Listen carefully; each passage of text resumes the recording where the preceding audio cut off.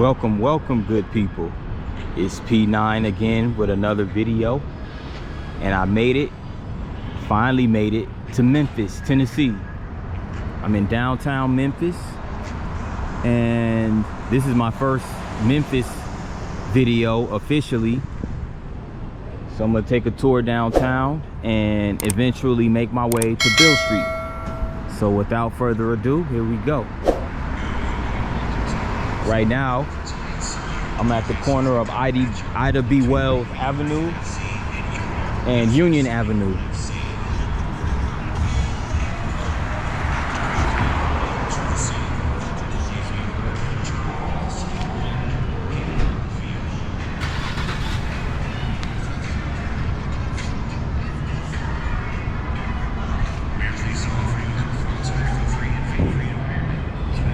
So what you see right here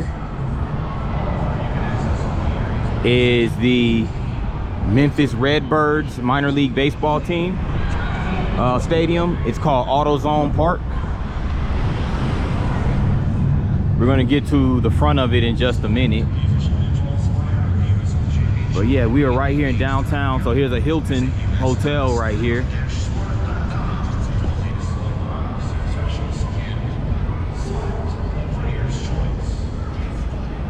As a matter of fact, there's a game going on over there at this moment.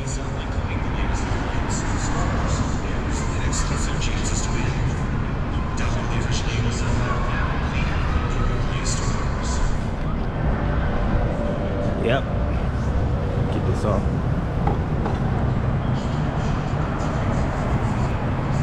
Just taking in this beautiful Wednesday evening. Pretty nice day so far. It's a little after 6 o'clock, so there's still a little bit of daylight left.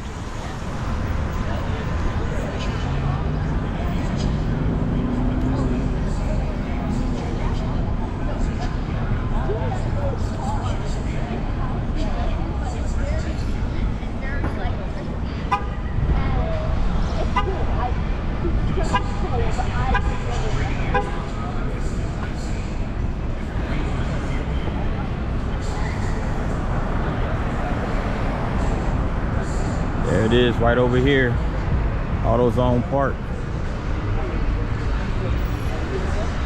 You can see the First Horizon building right there as well.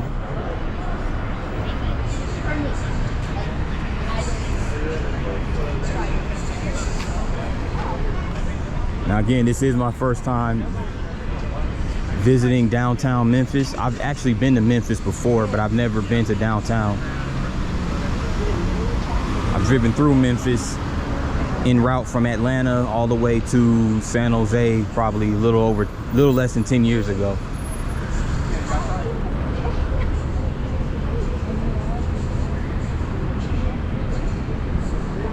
So I'm just taking it all in right now.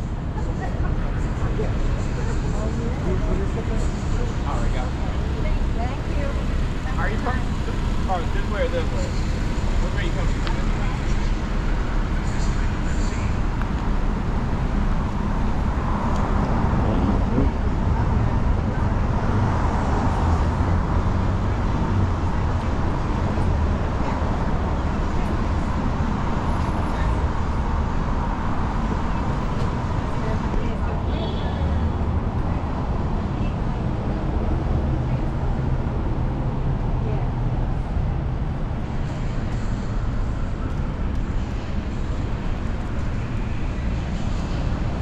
We're on a brick paved sidewalk. Not quite sure what these are. These names are right here.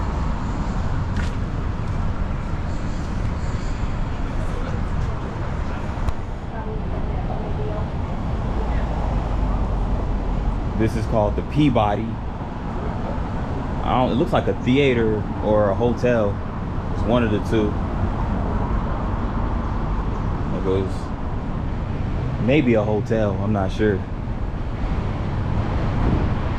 Yeah, it looks like it's a hotel because of the multiple floors. But yes, this is the Peabody Hotel right here on Union Avenue.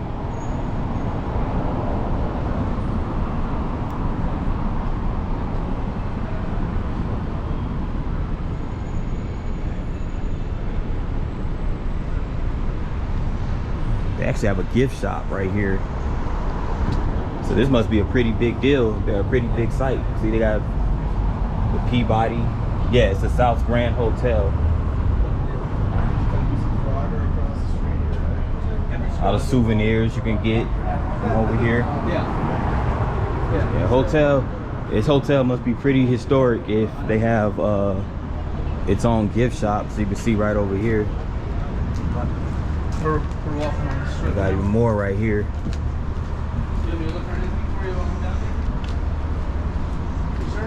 So this is my second city that I visited in Tennessee within the past few days or so. Actually, within the past week.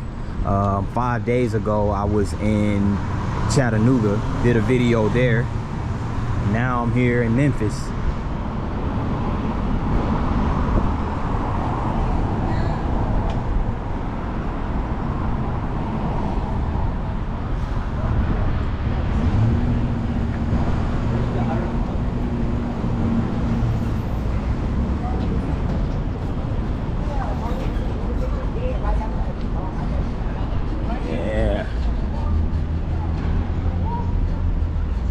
At the corner of Union and 2nd Street.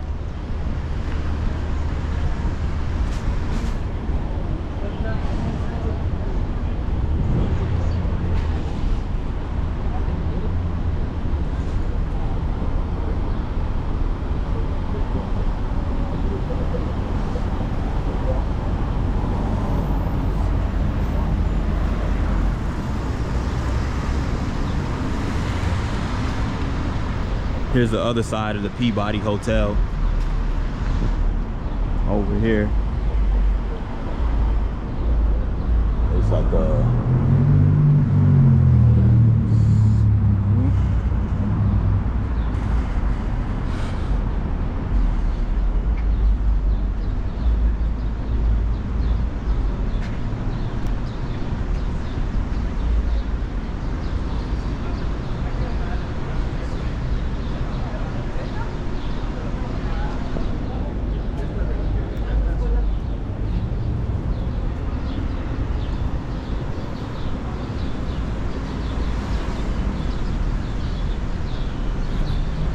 Saw a couple of people ride their scooters.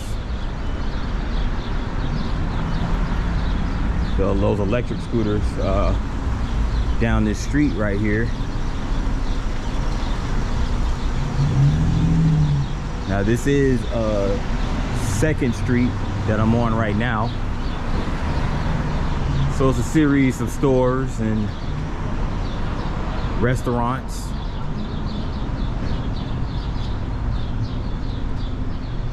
Flying Fish Restaurant.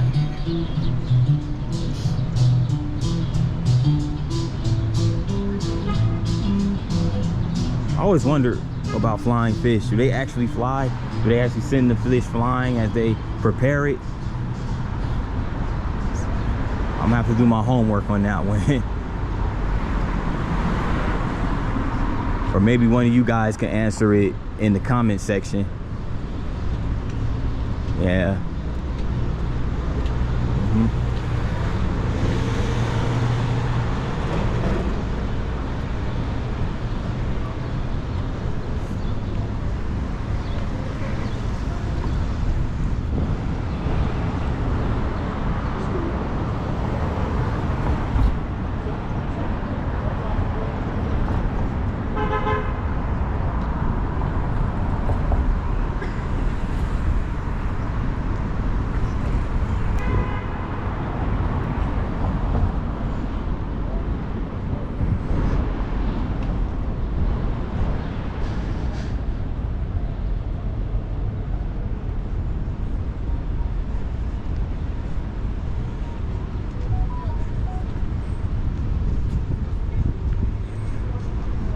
Making our way towards Beale Street.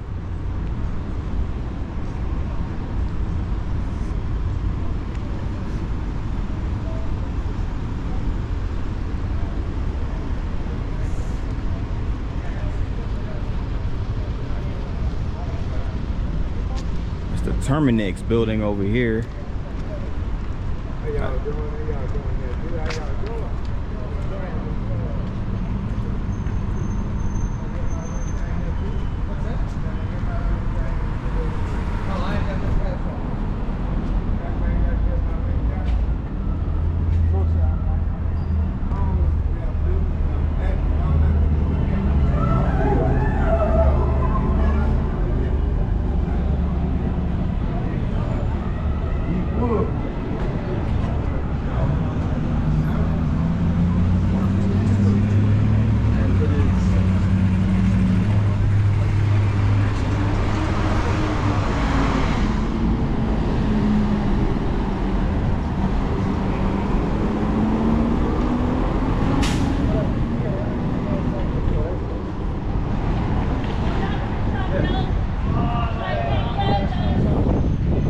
corner of 2nd Street and Peabody Place.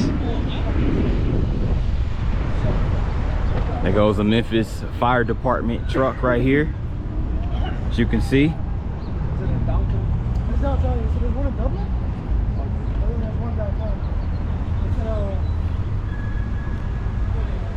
So we just left downtown Memphis. There's more to see, but we're actually going now into one of the major attractions, if not the most major attraction in Memphis. We're walking down Beale Street. Now Beale Street is known for hosting, well, Memphis has a large history of blues music. It is the South.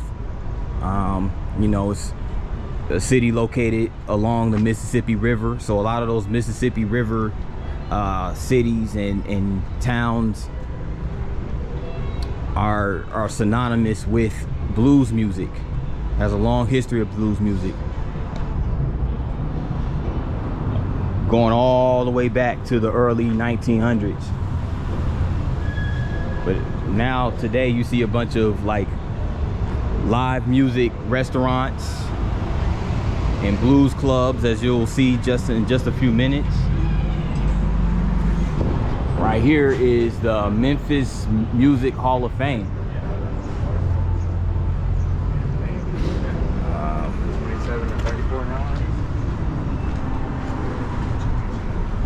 So this building hosts a lot of memorabilia pertaining to the history of music and soul and rock and roll, things of that nature in the city of Memphis.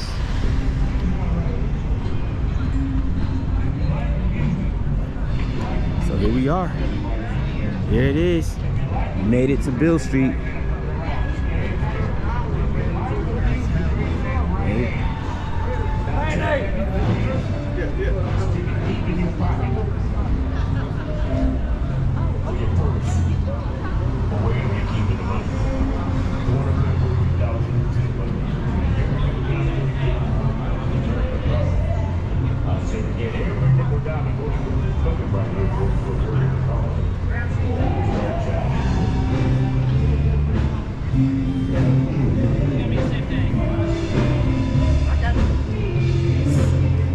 See, Memphis, like Beale Street, has a lot of similarities to Nashville, like with Broadway.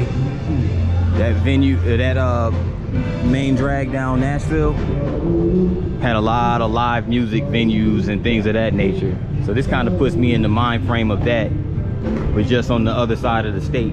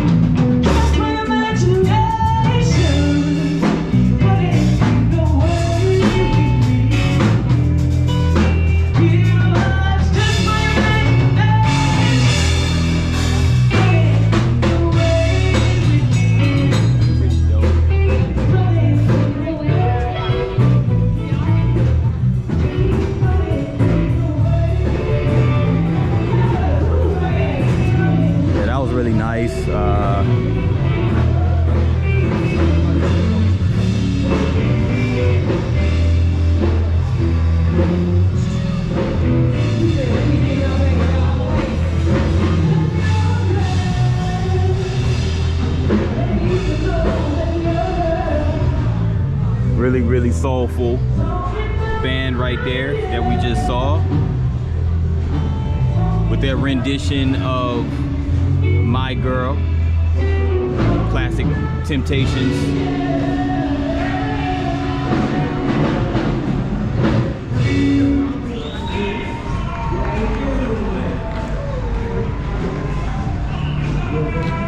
Here goes a tap room right here.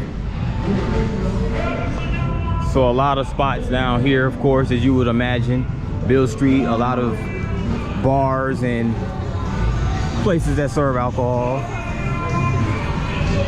and food that you can, you know, and there's also your gift shops, souvenir shops, things of that nature.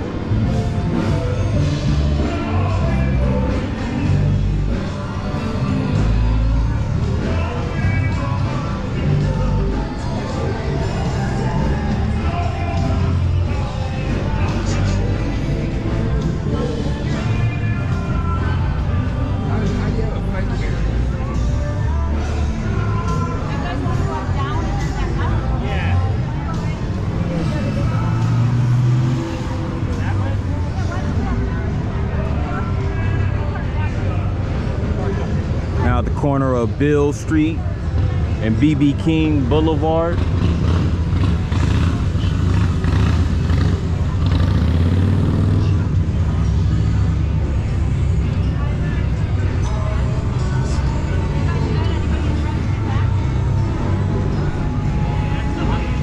Go over here to,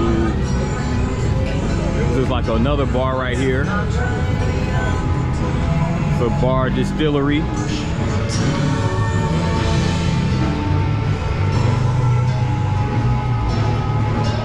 Silky O'Sullivan's.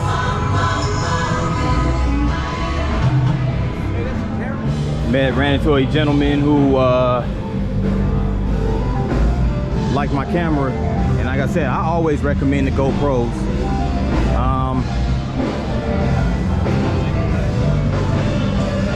They're really good for vlogging, like I do. I like to vlog.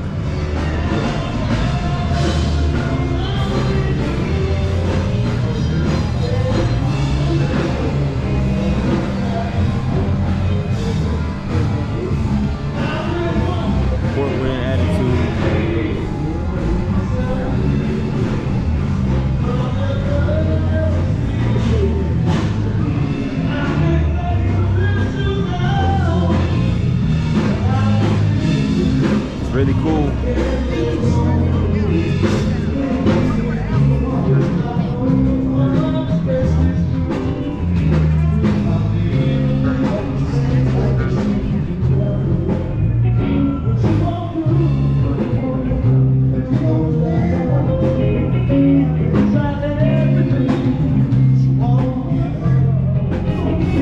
Nice little shop right here.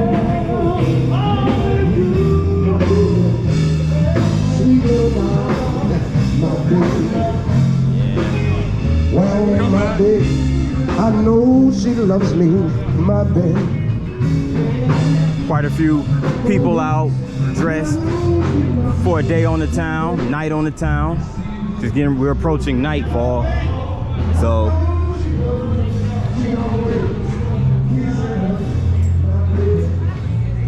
I can only imagine how this place is like on the weekends.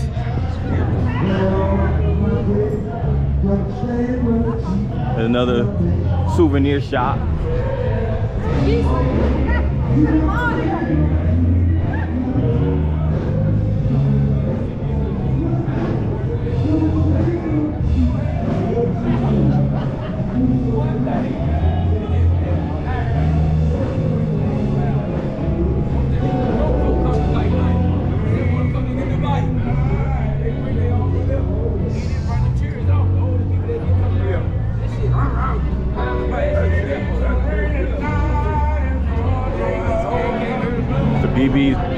Blues Club right here.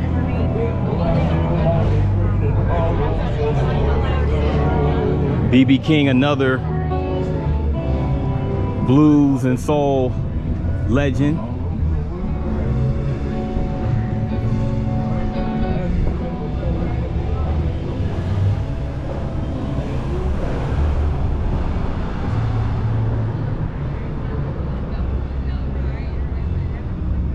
But yeah, that's Beale Street right there.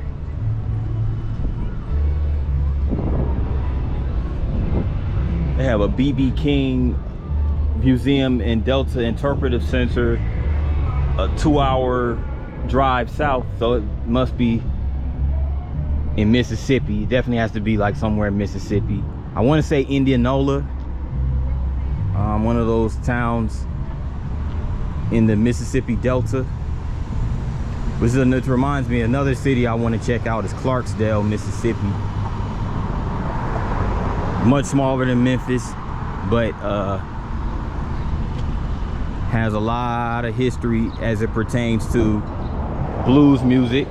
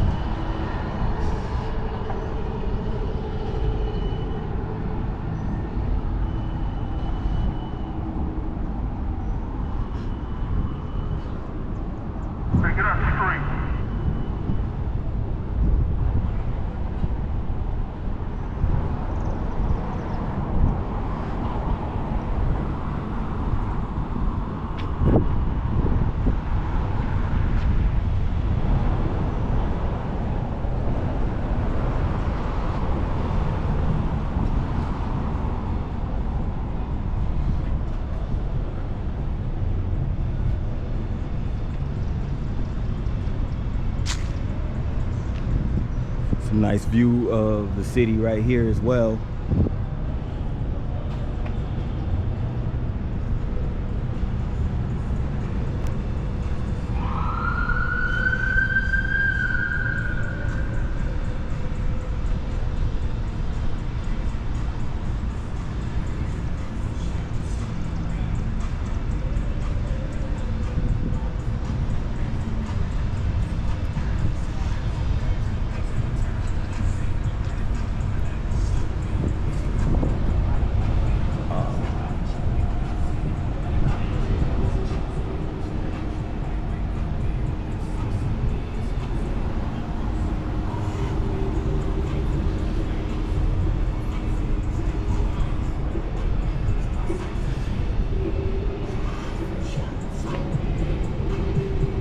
Before I go, I definitely want to get go to the Riverfront area.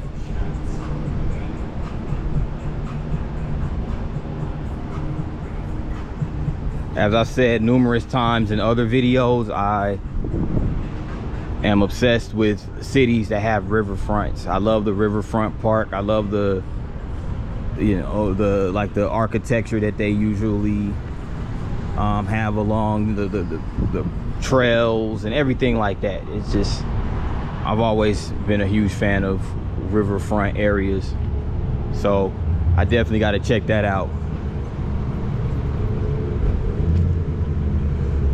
But there's plenty more things to see in Memphis.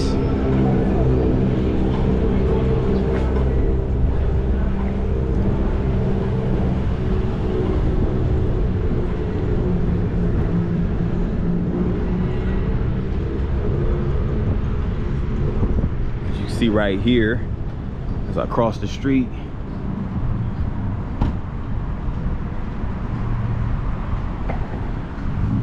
we have the Westin Museum, Westin Hotel, excuse me.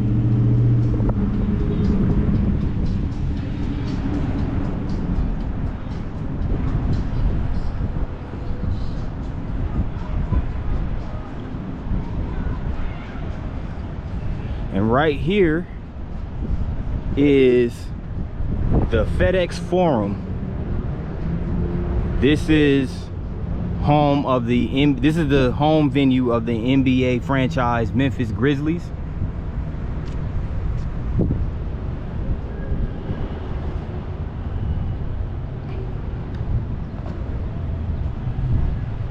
It's pretty neat to have little seating areas right in front of the venue. And if you look over here, they have the Rock and Soul Museum.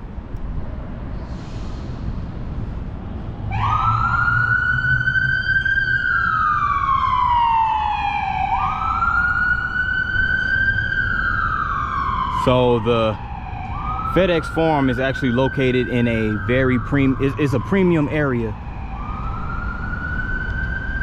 because it's located in downtown, but it's located by a slew of hotels, located by Beale Street. I mean, there's a lot of things to do around this area.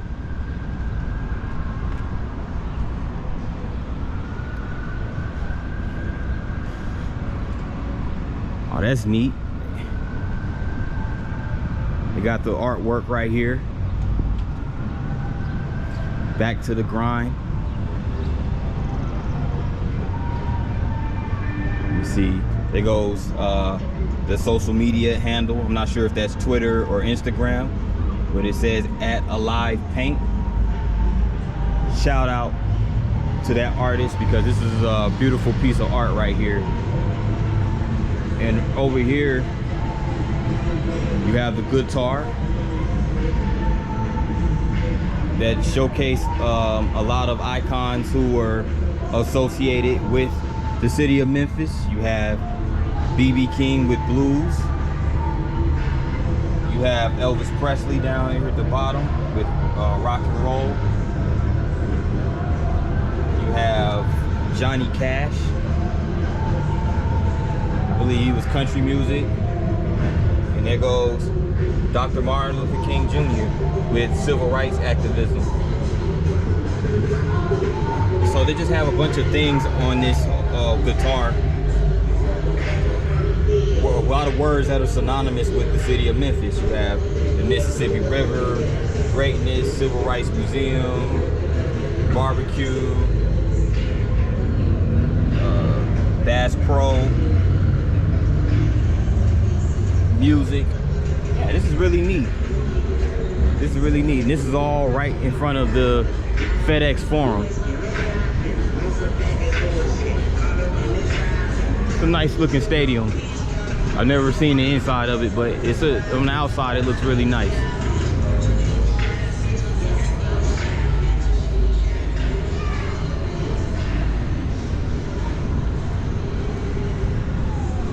But yeah, it's really lit over there on Beale Street.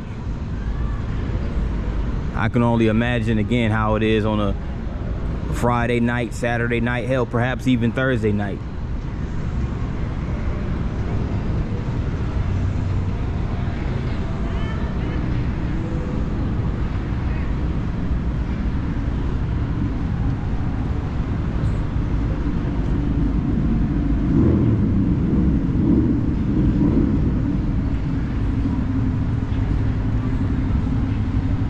There's a lot of seating out here in the stadium.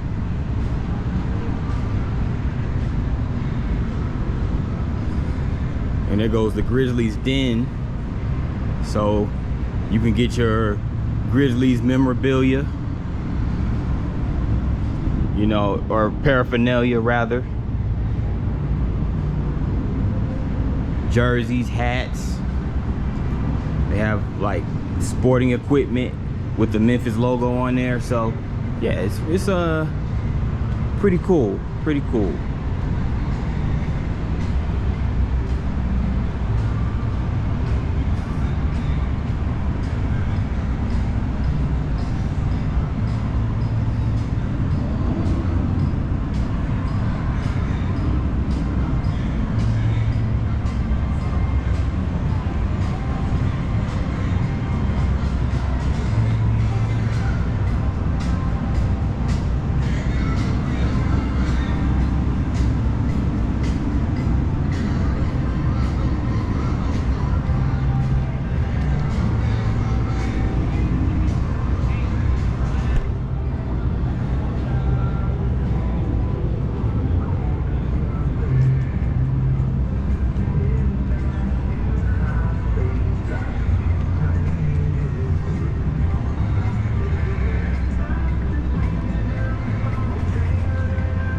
Another nice piece of art right here.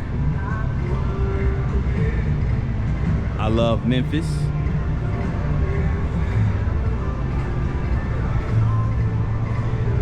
We got somebody right here blowing the trumpet. You have somebody over here dancing to the music. We have somebody over here on the drums. Someone over here strumming the guitar. And you have the Beale Street sign right here. And this is, I guess this is courtesy of ilovememphisblog.com. So you have a lot of talented artists who showcase their work.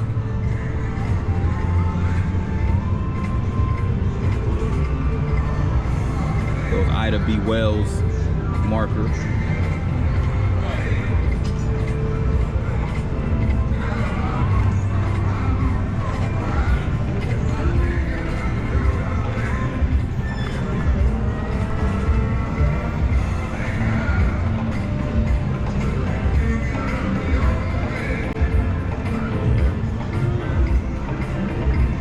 There's some more venues over here that's also part of Beale Street.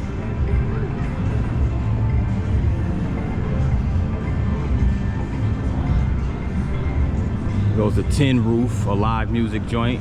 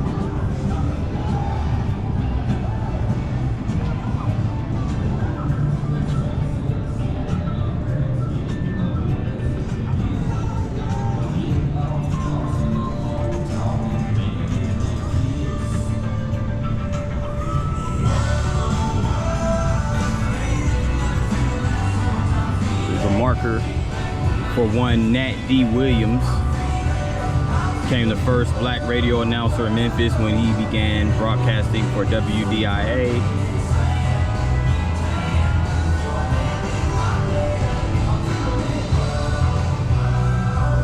Oh, so he started amateur night right here on Memphis. That's pretty neat. Yeah, he started amateur night, so that was basically an opportunity for local talent to showcase their skills, their musical skills. Pretty sure they did some comedy as well.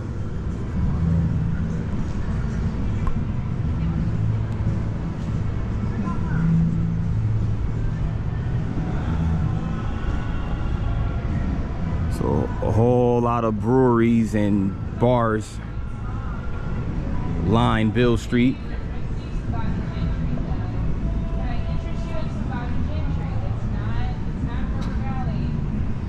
But it is just as scandalous.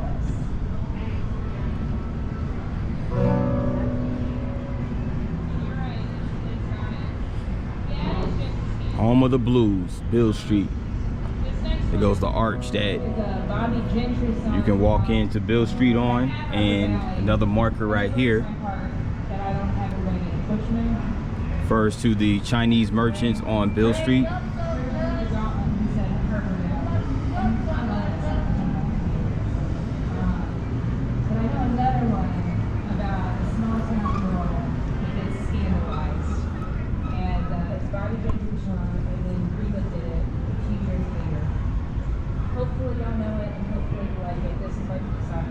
Street.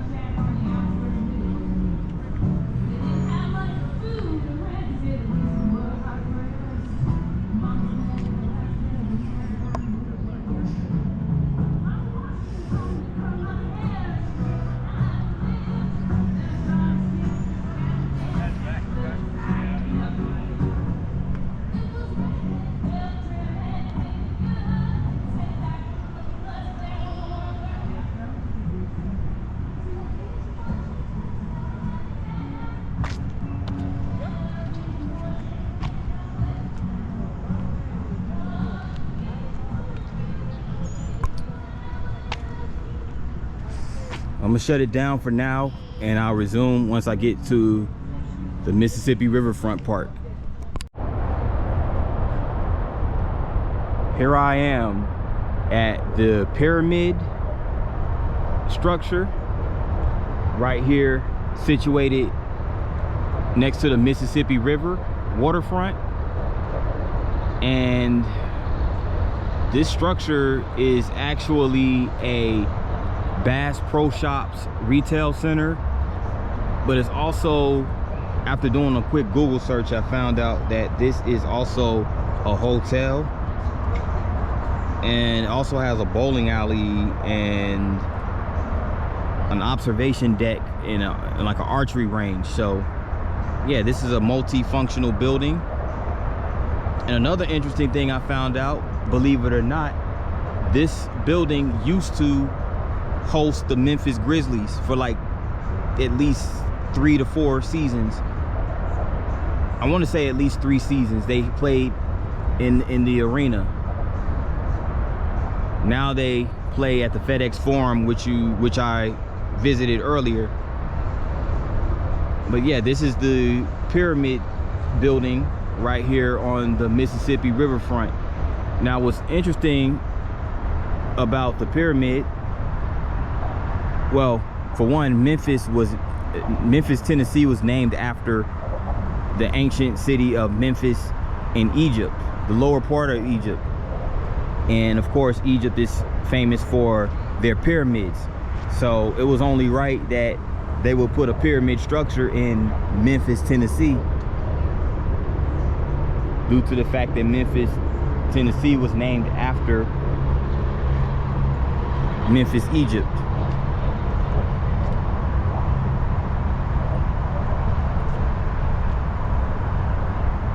I bet a lot of people probably didn't know that. If you did know it though, that's pretty dope. That's cool. Because I didn't learn about that really until a few years ago myself.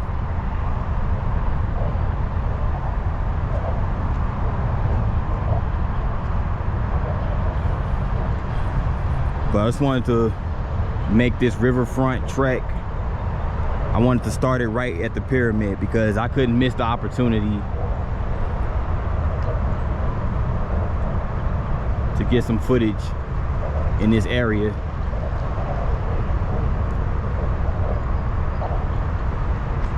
But this is just west of downtown Memphis. You can still see some of the buildings of downtown from this viewpoint. So right here is the parking lot of the Bass Pro Shops, aka the pyramid.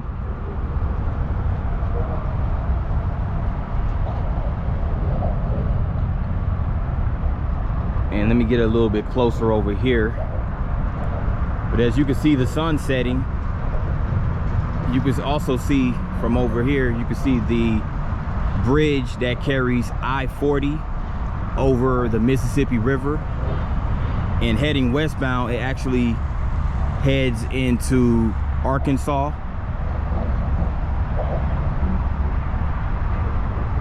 Heading to cities like Little Rock, and then of course there's a bunch of other states that I-40 goes through as well, like Oklahoma City, Texas, New Mexico, Arizona.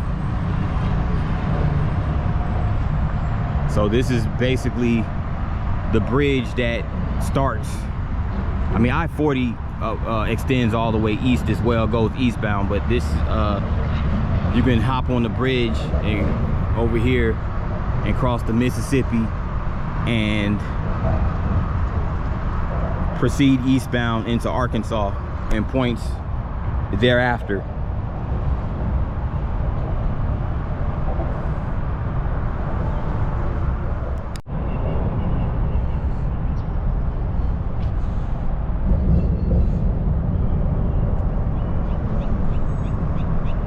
Right here is the Memphis Convention Center.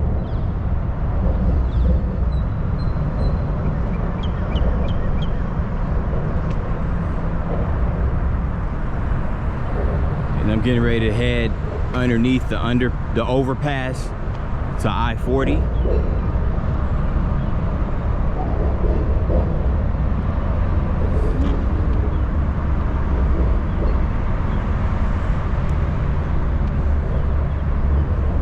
I can feel a little bit of breeze coming from the river. Just a little bit, but it's still pretty warm and humid. Like, it feels like the upper 70s temperature wise. Wow, a random tire is laying right here. It's obviously a bad tire.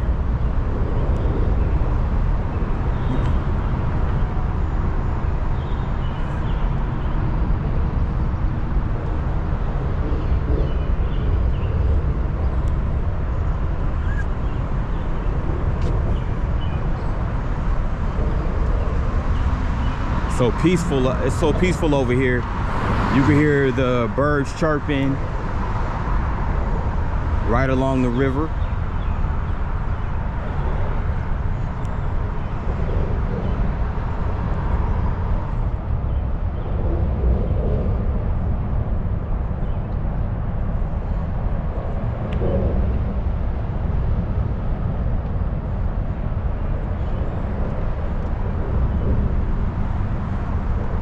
It's a nice little trail, you know,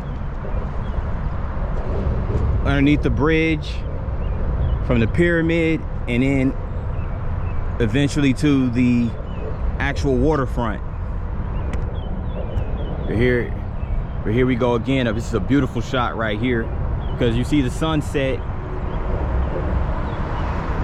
right behind the bridge, and I could actually see the "Welcome to Arkansas" sign from this view, from this angle. So that's really neat.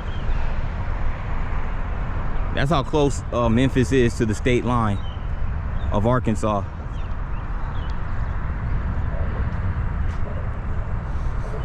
So you see a couple of people riding the e-bikes, the electronic bikes. It's a really nice area to ride the bikes too, you know.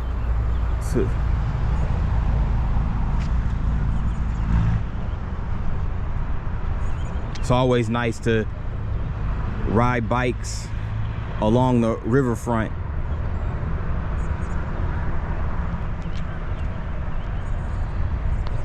I remember a couple of years ago, matter of fact, it was 4 years ago actually, I visited San Diego, and I was over right by the bayfront actually, near Seaport. And I remember riding, they had those electric scooters. I think Lyft had sponsored them. You had to have the Lyft app basically to activate the scooters. And I remember riding around in those scooters right along the waterfront. It was just a really, really relaxing experience. Unfortunately, I didn't have my GoPro then, so I don't have any footage of it, but it was really neat. It was an awesome experience, to say the least.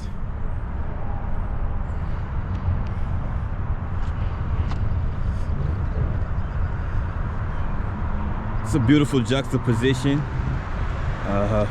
You can juxtapose the city skyline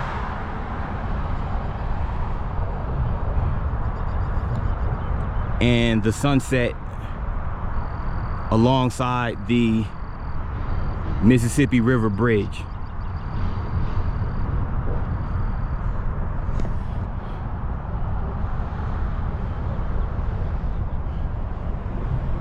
And I must say, while I'm on record, I must say, out of all the videos I've recorded thus far and the cities that I've visited, this so far is the best video, in my opinion, that I've done so far. I can't wait to actually, you know, sit down and edit everything, and I can't wait to do that. I'm very excited about that.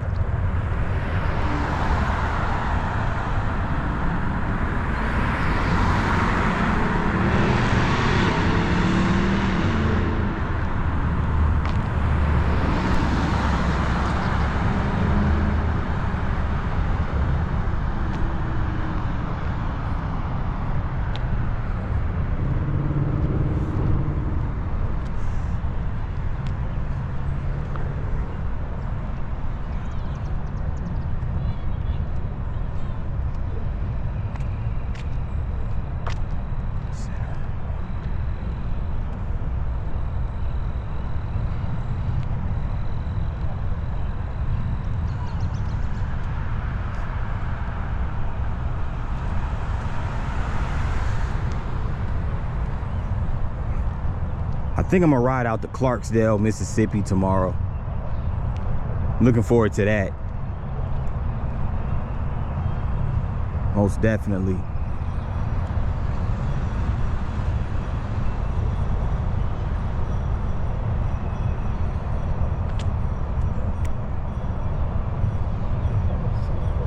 And if I have time, I'll come and check out East Memphis as well. There's some really nice places to see in East Memphis as well.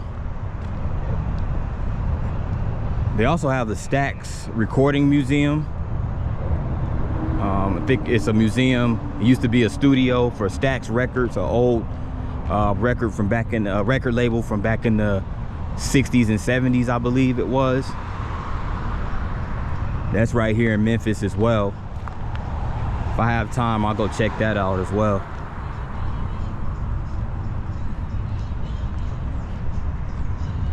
Before I ultimately turn it in.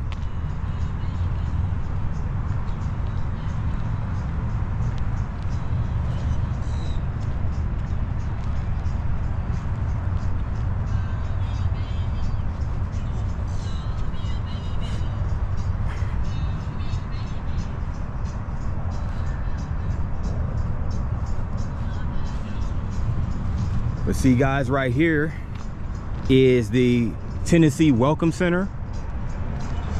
I passed by this earlier and didn't know what it was. But yeah, this is actually a welcome center that's like right next to the riverfront. This is the first time I've actually seen a welcome center that was like smack dab in the city. It's closed right now because it's after operating hours, but I just wanted to check it out.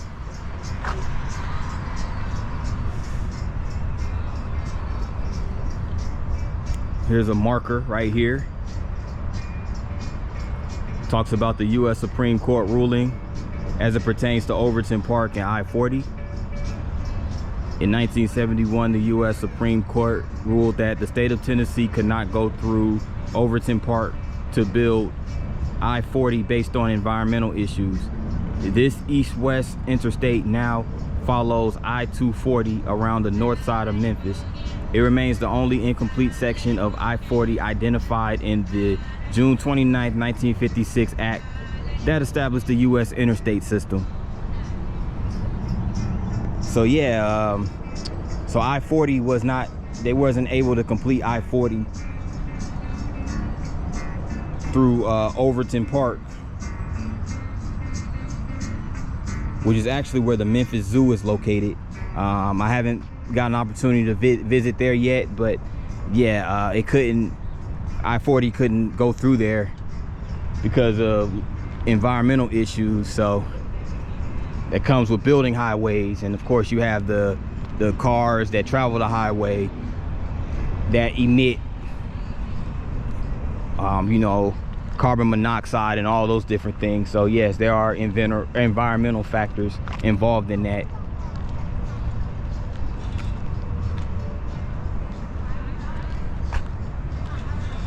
But yeah, oh, that's neat right there. It's like an egg. It's like a sculpture of an egg. It says the home of blues, birthplace, rock and roll. And the actual welcome center is officially called the B.B. King and Elvis Presley Welcome Center. So those two names are really, really synonymous with the city, as you can see.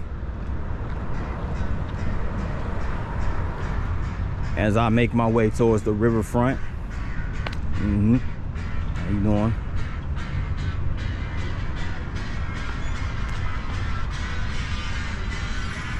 And it's pretty neat too. They have music actually playing out the speakers.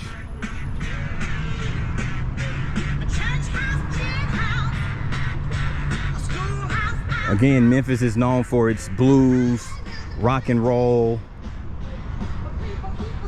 Blues and rock and roll, man. It's soul music as well. So you can also say that Memphis is like another music city in addition to Nashville.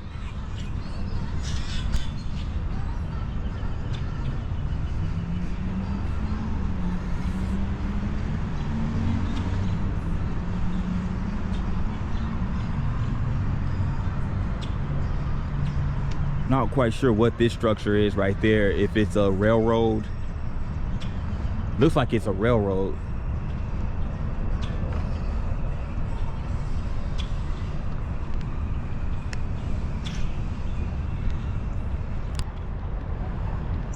Here I am at the Memphis River Park, and this is what I was talking about earlier, where it comes to these riverfront parks and how they're landscaped. I've always found that very fascinating. It's a nice place to come, bring, you know, and socialize. And, you know, with me myself, I like to write. I like to write poetry. So this will be a perfect place for me to sit down and just write poetry and get motivated by the serenity of this park and the fact that it's by a riverfront.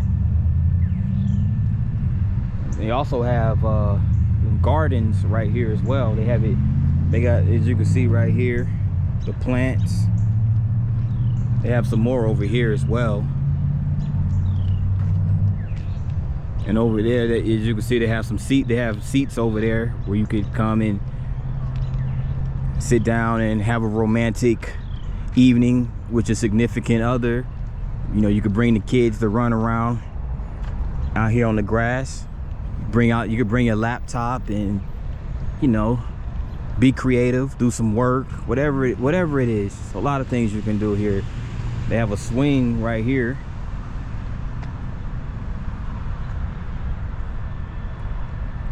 You can also ride your bicycle over here.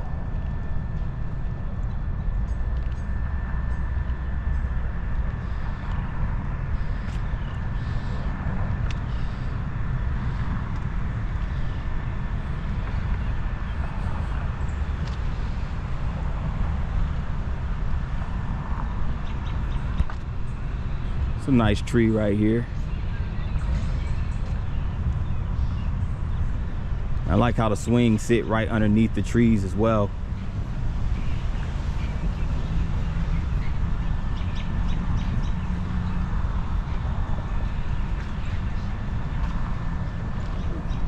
Yeah, but this area is known as the River Garden.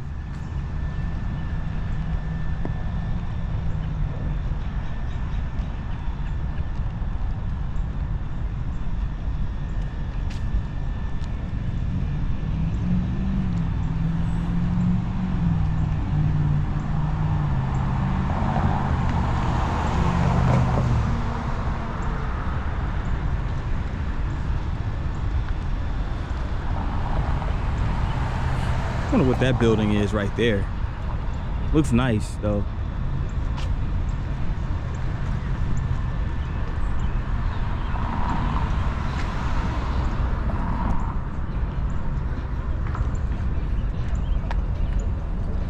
And here we are.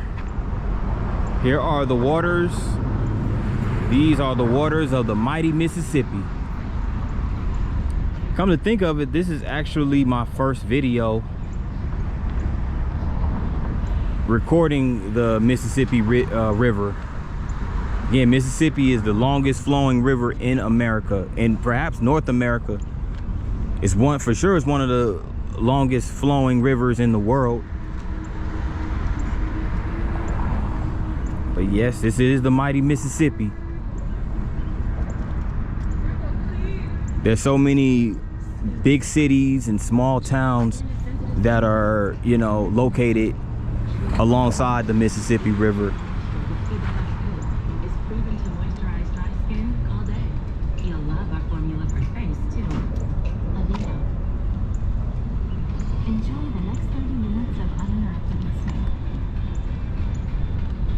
Yeah, it looks like that's a railroad for like a trolley or something. I think trolleys used to ride down here. I think it's a trolley stop. And it goes like a river boat right over here.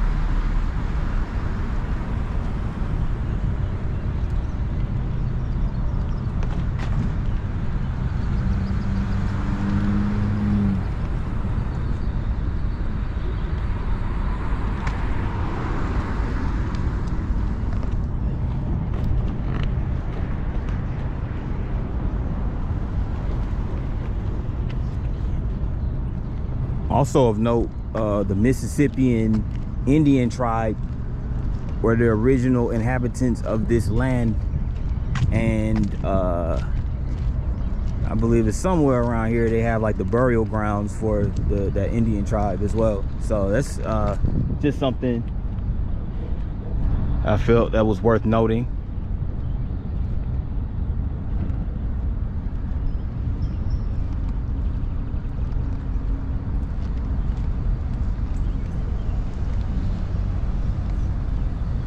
If it wasn't right here directly, it's somewhere within the vicinity as far as the burial grounds are concerned.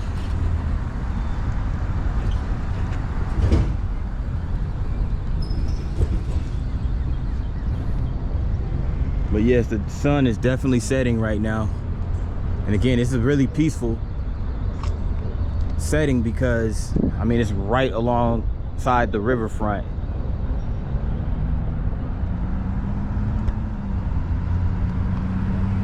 Even if you look at that sky, look at the cloud formations, that is really, really nice.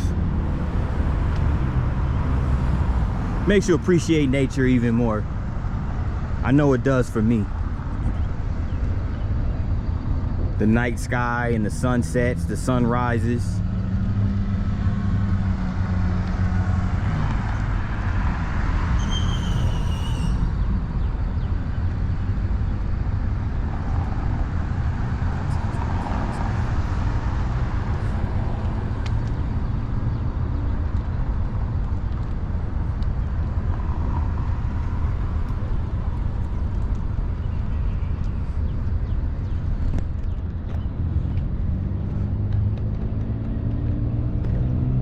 So imagine living and working like I'm pretty sure they have, you know, there's people who lodge, AKA rent a hotel room,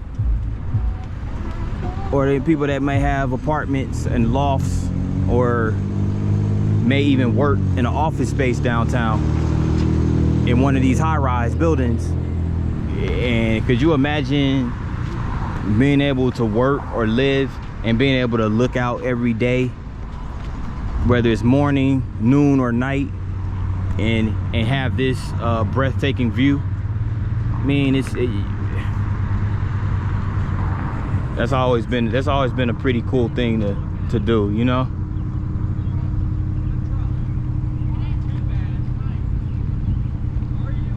But yeah,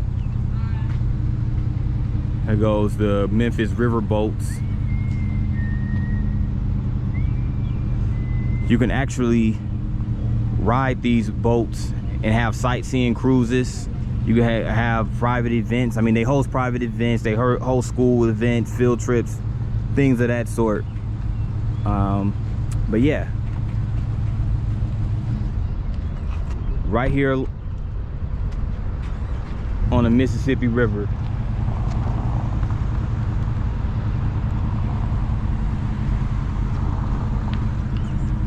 And also like that bridge, I'm not sure what that bridge is called, but there's a bridge right over there as well. It looks like a railroad bridge though, more so than it does a automobile bridge.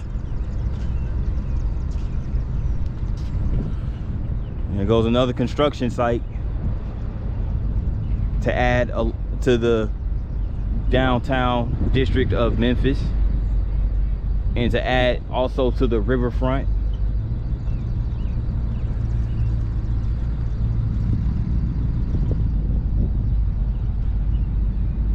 It's either going to be a hotel or a residential building, like some apartments or something along those lines. I'm willing to bet my bottom dollar on it.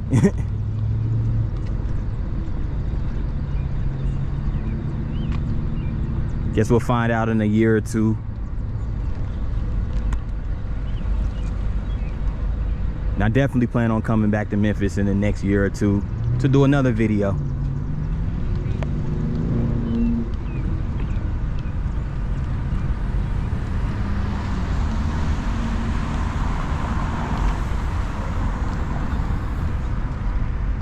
Wow, would you look at that? I like how the clouds are reflecting on the water. The clouds and the trees.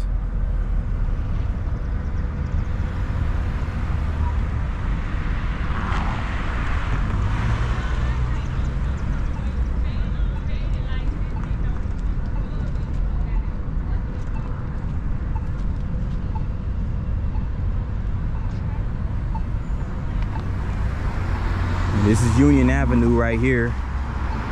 Again.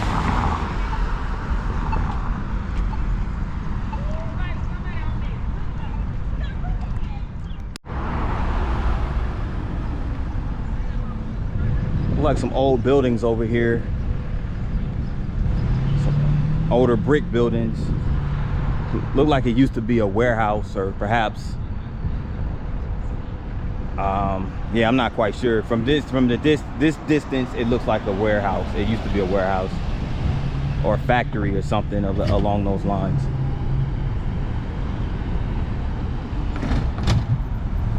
Being that Memphis is a city alongside the riverfront, I think historically they used to they had like cotton. You know, they're like right by the Mississippi River, so they had cotton merchants, and I believe that's a cotton factory right here in the far right. And like I said, a lot of these buildings have been converted into apartment buildings, lofts, things of that nature.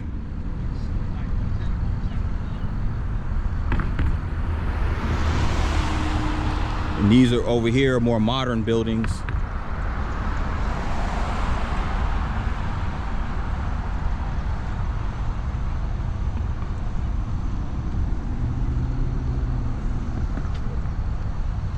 Now this is actually the AutoZone headquarters building.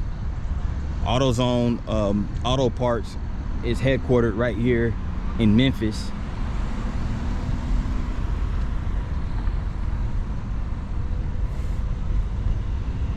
As we saw earlier, AutoZone Park, where the Memphis Redbirds minor league baseball team, they play their games at AutoZone Park.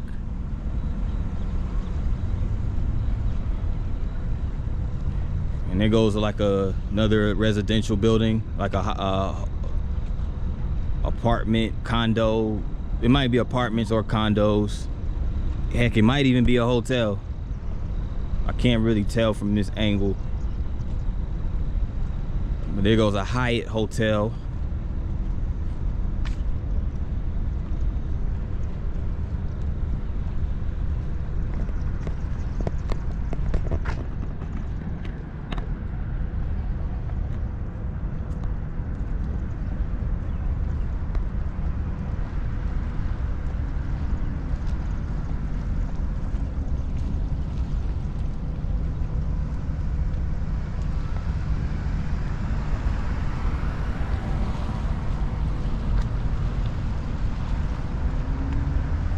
And a lot of these cities that are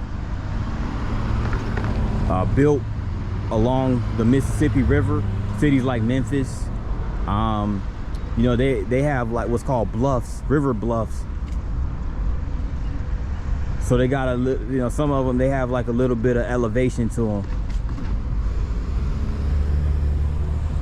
You know, except for like New Orleans. I think New Orleans is below sea level. But they don't have any elevation. New Orleans has virtually no elevation whatsoever. Wow, that's a nicely architected, carved out. It looks like it almost looks as if I don't know if you guys can see it, but it looks like this is carved out to look like a ship of some sort, or some form of water vessel. I don't know if it's a boat, ship, but the way it's architected, it looks like it could potentially be a ship of some sort.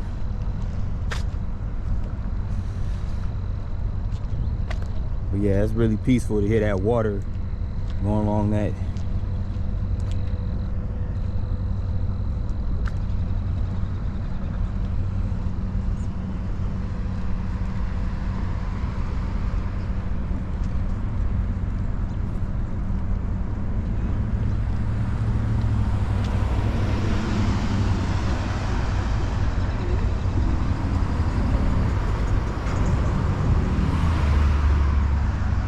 There it is right there, a bit of a closer view. I like that, how that's architected.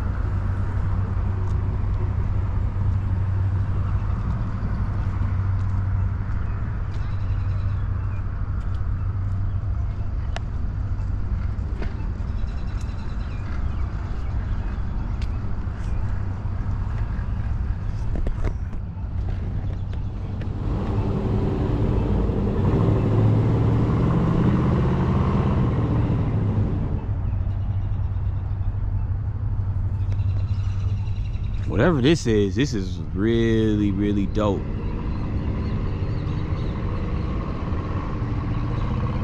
It's like some paddles that are rotating up at the top, and they're made out of like steel. That's pretty neat. Wonder who sculpted this. This is really nice. This looks like a bell that was sculptured out of metal or steel. I think it's steel. Yeah, steel, which is a form of metal, of course.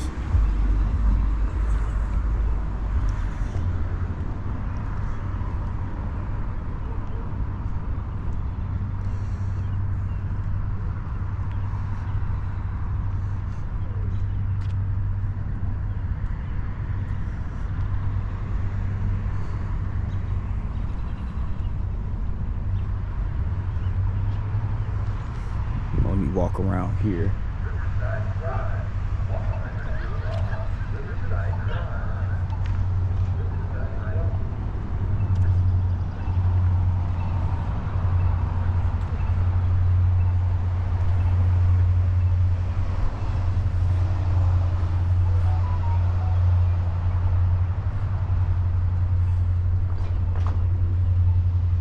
As you guys can see, where we were earlier at the pyramid structure with the Bass Pro Shops is now illuminated. The Bass Pro Shops logo is illuminated in green, and you can also see the bridge right over here. It's illuminated as well, and the colors are changing. It went from red to orange. I mean, that's really, really neat, man. I had no idea Memphis had such a nice riverfront park.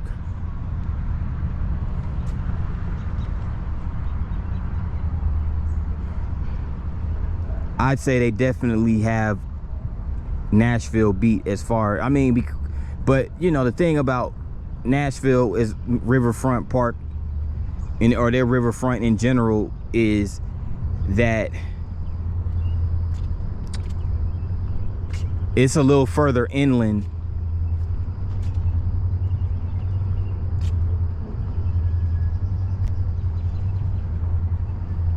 And plus, the Mississippi River is just a much more vast river, so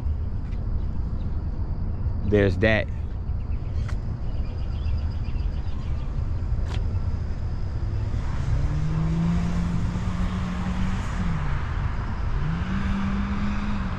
As you can see these plants right here.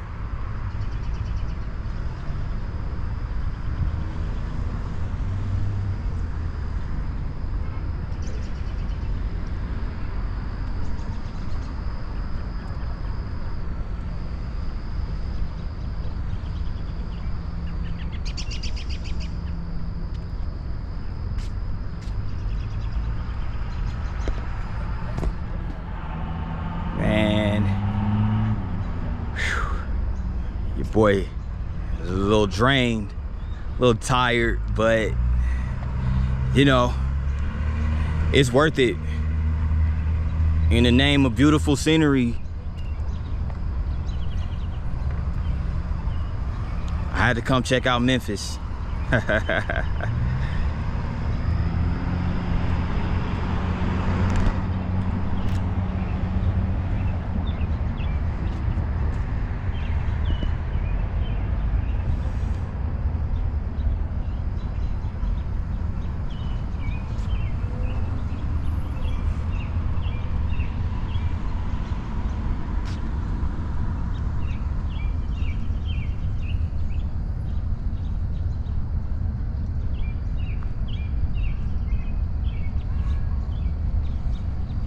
Oh wait, there's more. There is more. Most definitely.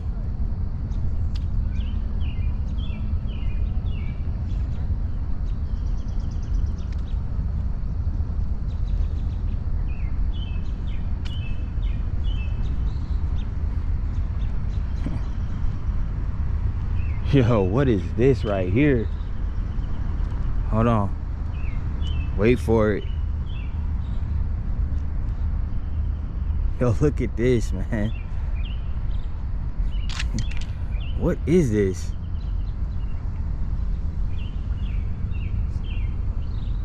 It looks like a fish. It looks like the mouth of a fish. Yeah, it is.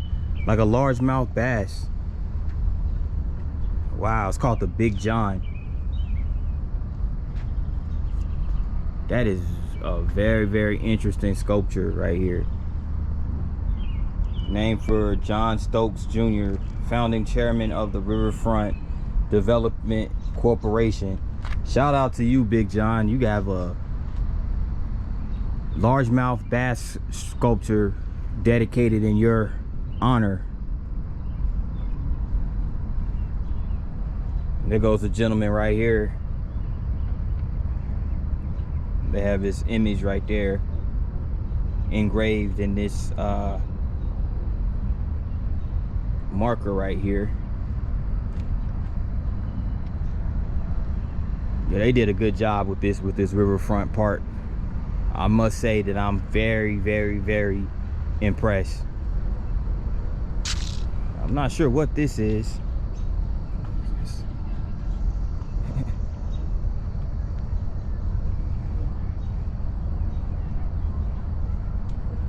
This is like a little area right here you could chill. A little bench right there.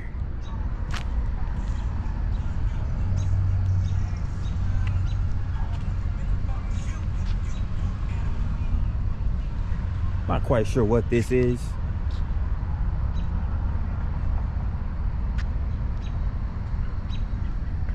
Looks like right here is a slide or something.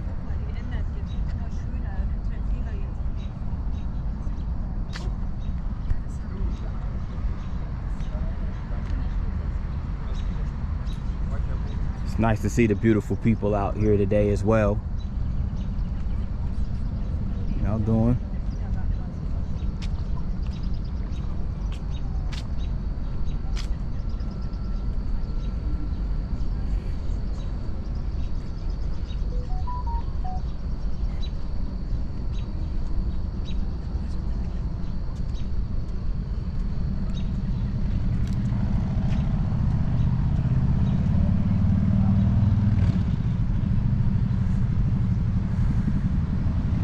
Before I proceed, I gotta get a picture of this right over here.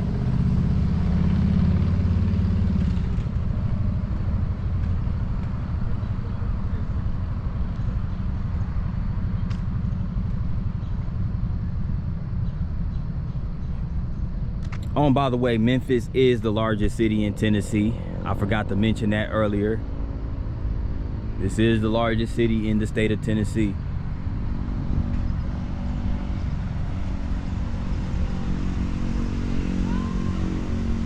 And from the looks of it, they have one of the most developed waterfronts in the South that I've seen thus far. The jury's still out on that because I haven't been to New Orleans yet.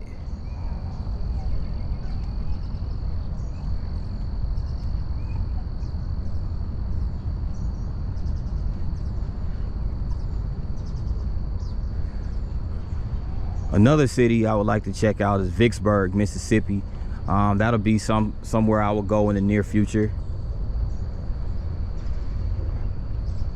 I haven't been to St. Louis's Riverfront Park yet either, so the jury is still out on that. But thus far, when besides St. Louis is more Midwest, but as far as southern cities are concerned, Memphis thus far has been the most developed waterfront that a riverfront that I've ever seen.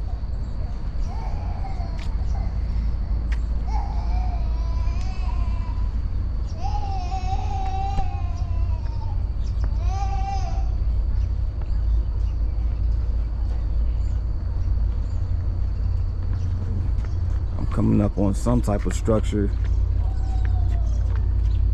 I think it's called the Beale Street Landing.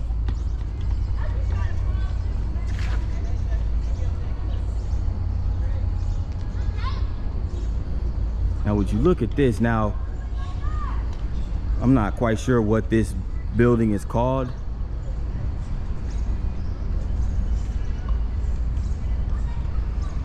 I'm not even sure what it is, but I'm about to find out.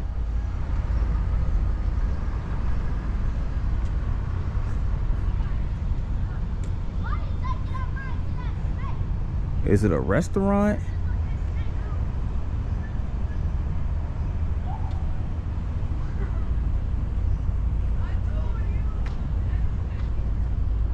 Not quite sure.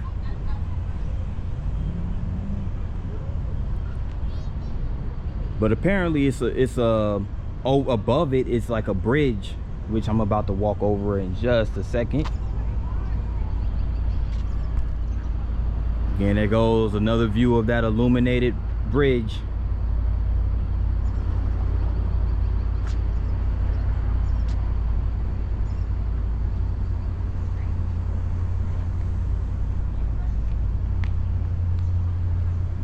I believe it's a restaurant. There has to be a restaurant. It looks like a restaurant.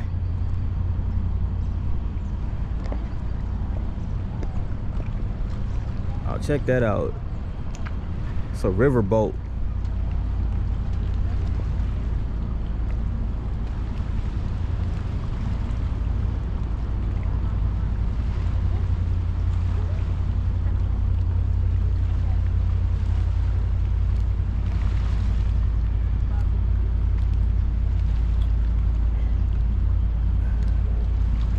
That is dope. Really, really nice.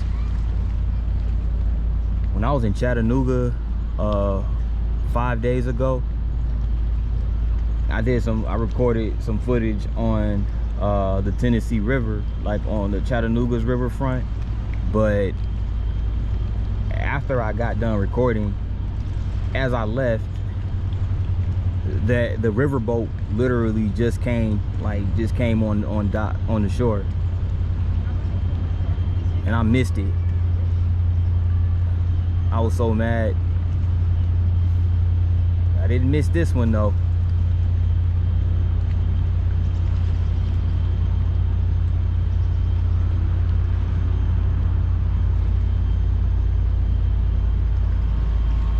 It looks like it's carrying cargo. It's like one of those cargo ships.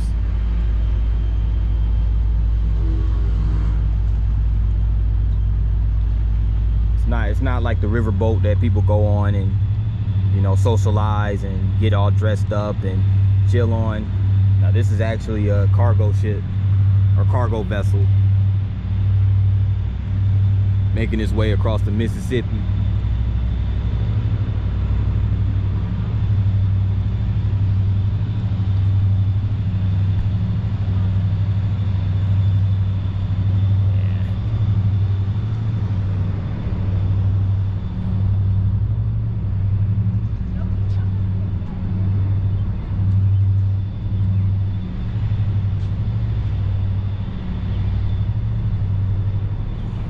Yeah, this has to be a restaurant. I can't see it being anything but that.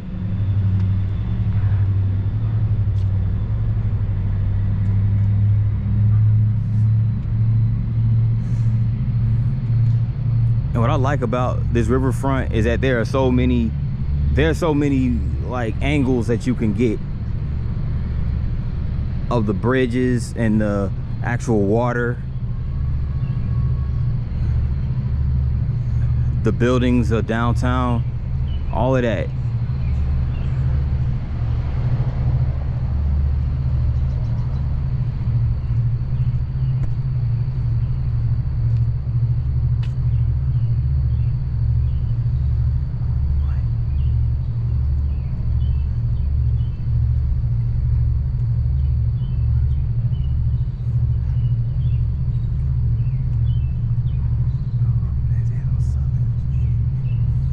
Now Louisville, Kentucky also had a nice riverfront.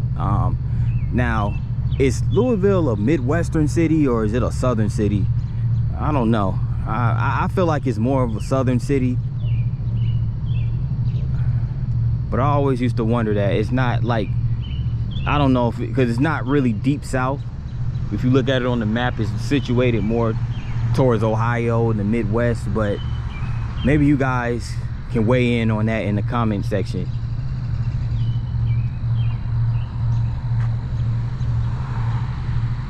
Let me walk up here.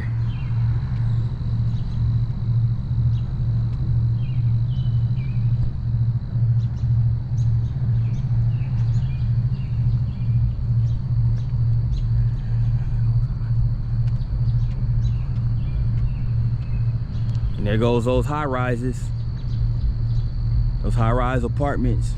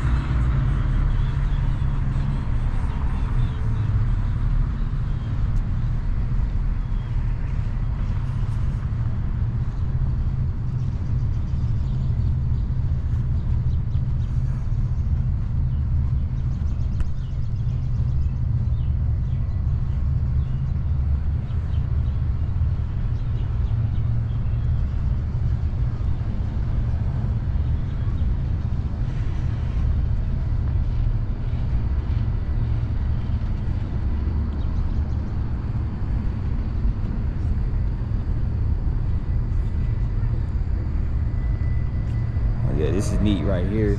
These little chairs.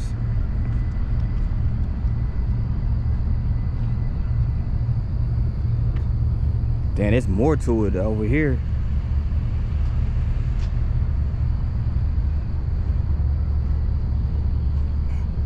Man, y'all come check out Memphis, man. Y'all come check out, if you're really in love with riverfronts like I am, definitely come check out Memphis.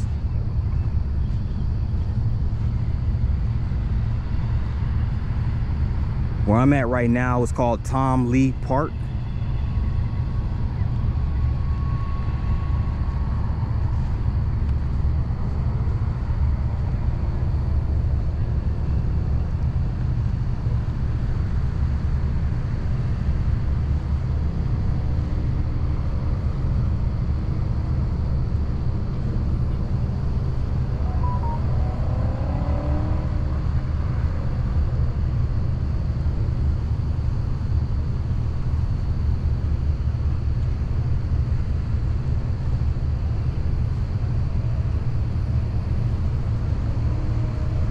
This is actually at the southern end of the Mississippi River Park.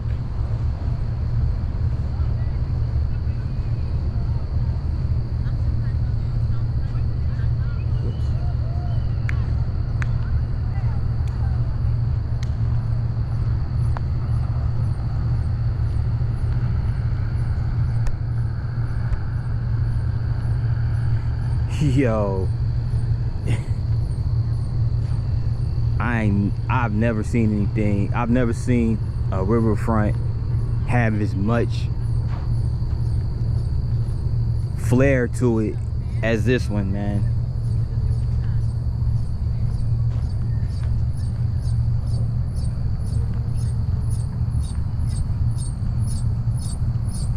People riding scooters, the electric scooters.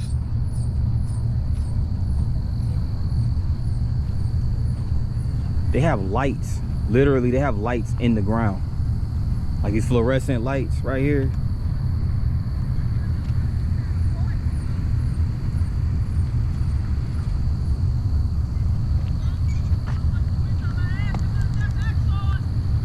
And they got a gang of like areas, like tables and chairs to sit at.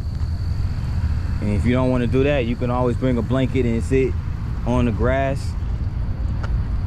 Let me be careful, 'cause I believe, let's see right here, they got water. They got little fountains coming out. Yeah, it kind of reminds you of Centennial Park, except the water isn't as intense. And they even got sand right here. They got sand. Wow. I was not expecting the sand right here at all.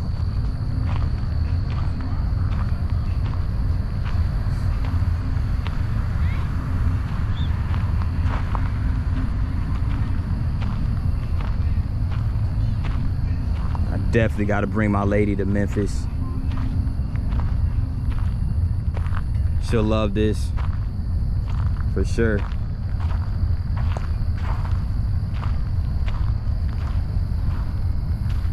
Like, you can really come out here and just get lost in the moment.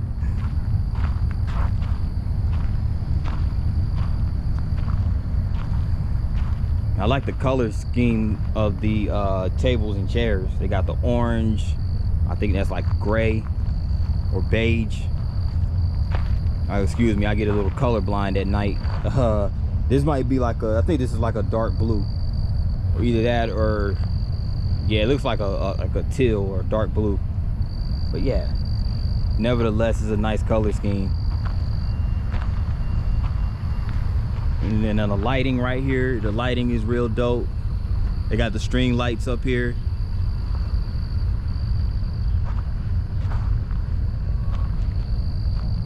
Like I said, this is definitely somewhere you want to come check out. There's plenty of places to ride your bike. They got bike trails right alongside the riverfront.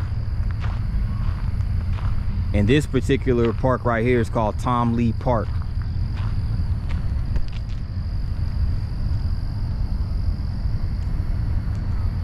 They have a Ben & Jerry's ice cream truck right here too. So I don't know, I guess during the day when it's nice and hot, this would be a good place to set up shop.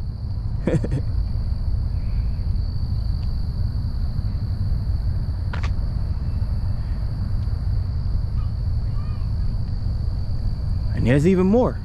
There is much more. I like this trail right here. That's real neat. But there's much more.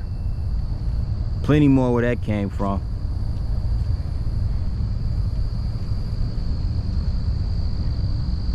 I'm gonna check out this area right here and I'm gonna call it a night. But once I get hooked, I get hooked.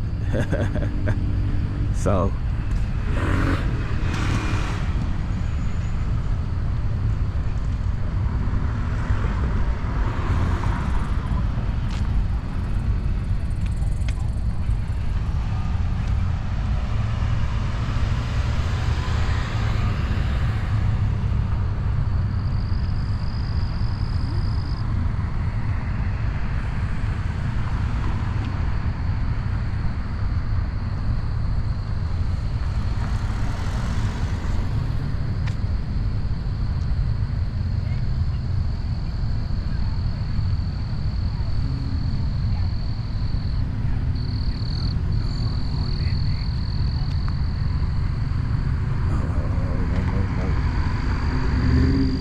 right here is a little pedestrian and bike trail, as you can see right here.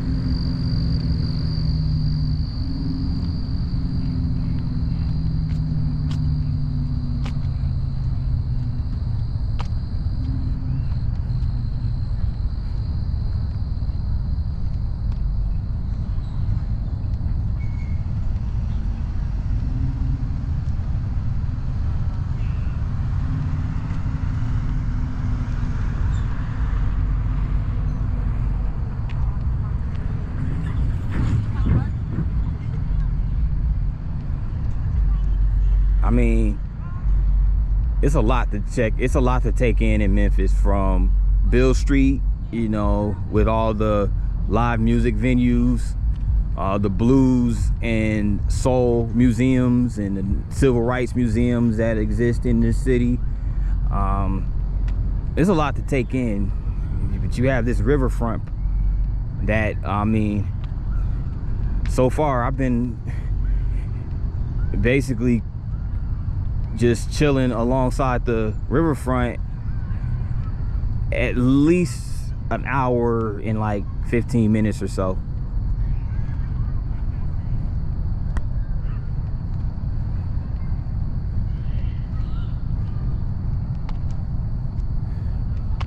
Like me personally, I enjoy the riverfront parks and the green spaces in general more than I enjoy the downtown, where all the hustle and bustle is. Now I'll go and check out the downtowns and everything like that and get a vibe of what that's like, but it's a lot more peaceful when you come to these green spaces, especially the riverfront parks, because you can hear the birds and the waves from the water. Everything about it is just peaceful. You don't hear all the horns honking and everything like that, you know.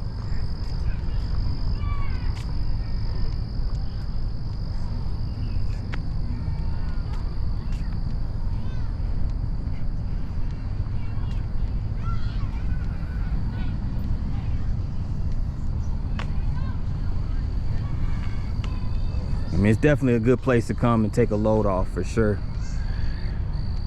When you're dealing with a long, stressful work week, yeah.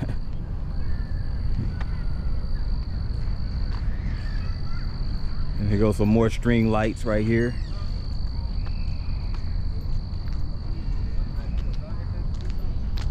So apparently I just saw a sign that said no motorized vehicles. That includes motorized scooters. So all those, I guess you can't ride those motorized scooters that you can rent in here.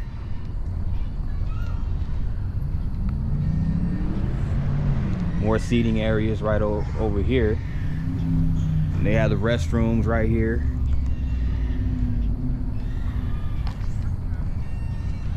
Oh, they got a putting green. So this is where you can come over and practice your putts, you know, for golfing.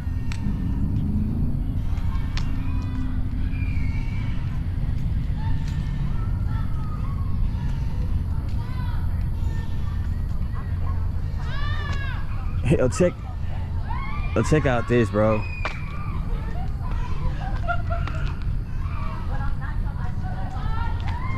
Whoever architected this is dope. Like, it's like what's that, like an otter or beaver or something? And this looks like a dinosaur or something with a long tail. No, that's a bear. I can't tell what that is. That might be a dinosaur. But this is a playground right here, people.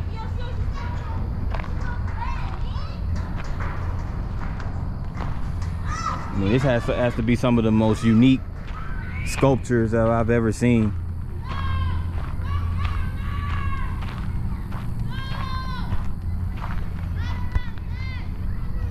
They have some more stuff over here.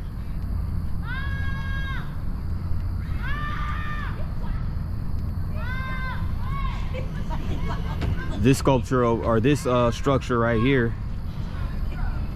actually has is that a basketball court? Yeah, it's a basketball court right over here. And it has like a wooden roof over it. But yeah, you can see the hoops right here. Let me get a little closer.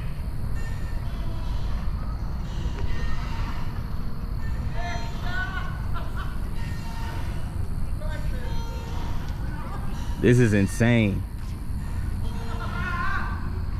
Of course, they're not elevated. They're lowered for, I guess, because the park, they probably just don't have them at this time, or are using them at this time, obviously. But they got some good lighting in here. Pretty good lighting. And when was the last time you guys seen a hammock? Like, I have not seen a hammock in ages, much less at a modernized riverfront park. But here you go. can lay down. You can actually get a nap on the hammock, but generally speaking, I don't like taking naps out in public. So I mean, it would be just somewhere I would just chill out, and that's about it.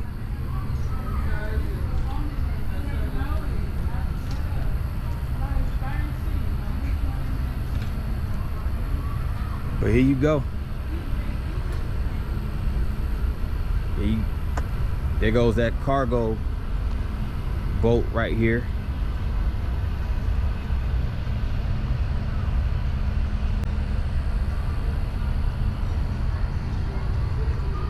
Yeah, they have those swings over here.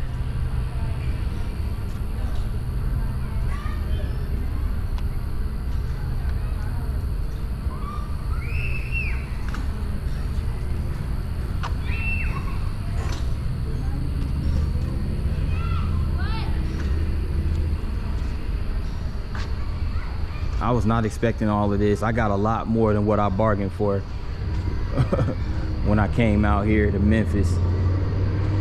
But it's definitely, yeah, it's definitely really chill. Nice chill place to come, you know. Take in the sights.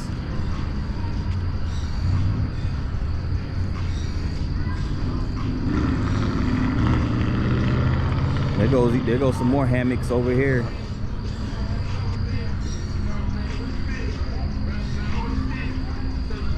Hey, got some people out here listening to that music.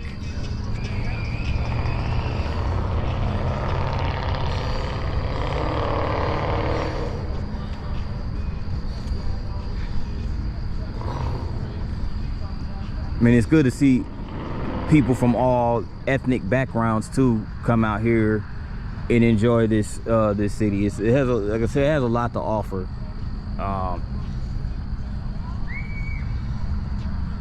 TVA lawn, interesting looking log right here.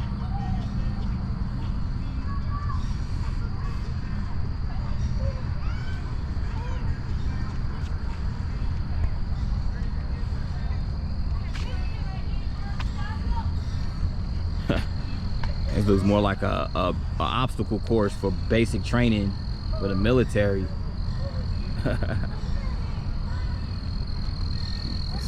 You got some nice trees over here.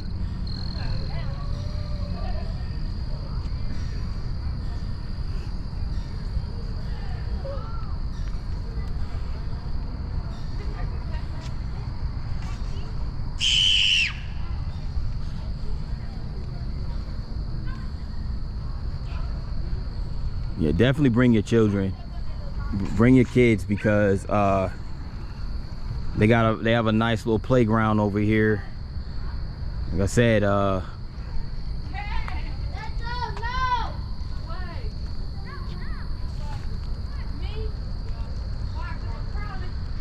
quite sure what type of material that is made out of, but it's very unique, to say the least. I've never seen a playground structured like this.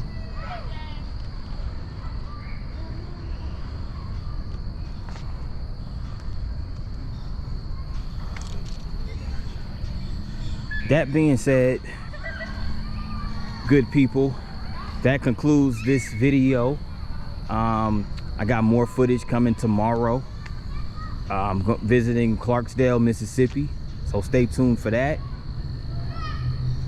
But yeah, if you like this video, hit that like button, and also subscribe. Hit that subscribe button, and along with the notification bell. That way you get notifications each time I post. I'm gonna keep this content coming, so you guys stay tuned. And I appreciate you guys for checking me out, checking out my content, and stay tuned for the next video. Until next time, it's P9 signing out. Peace. Greetings. Good morning, good people. It's your boy P9. I'm here at Overton Park.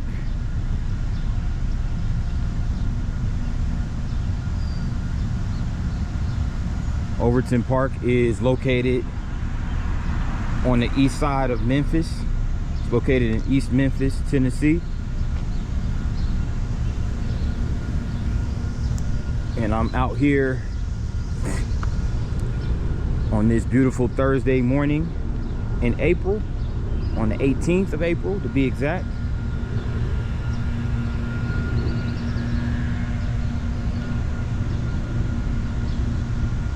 Actually, this is Midtown Memphis. My mistake. This is Midtown Memphis, more or less.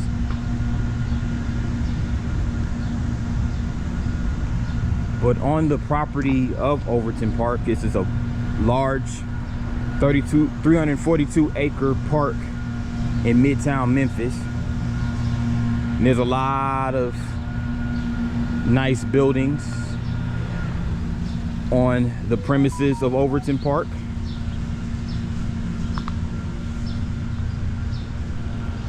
You have the Brooks Museum of Art, which we'll see later.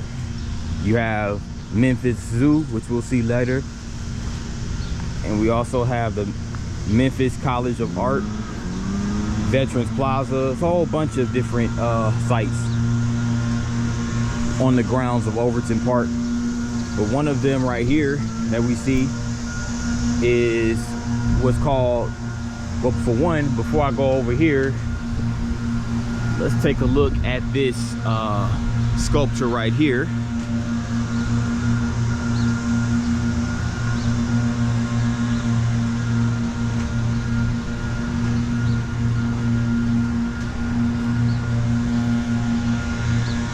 This is called the Steel Guitar.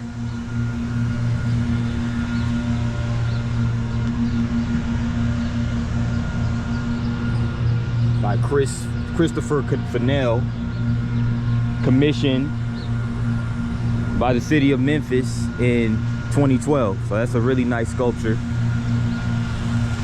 right here. And right here is Overton Park shell. So this is more or less an outdoor amphitheater.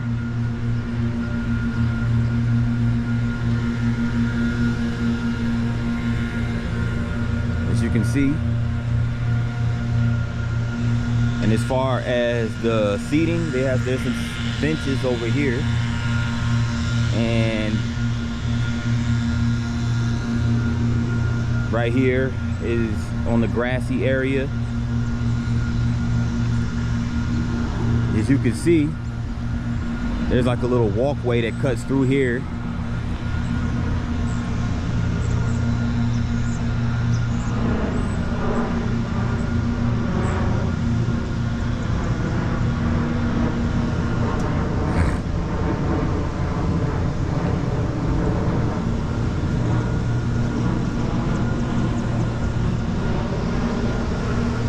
And at the side of this building right here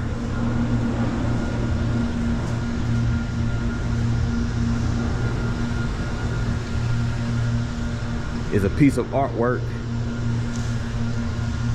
that features the Overton Park shell, as you can see right here, as well as a bunch of musical notes emanating from the shell.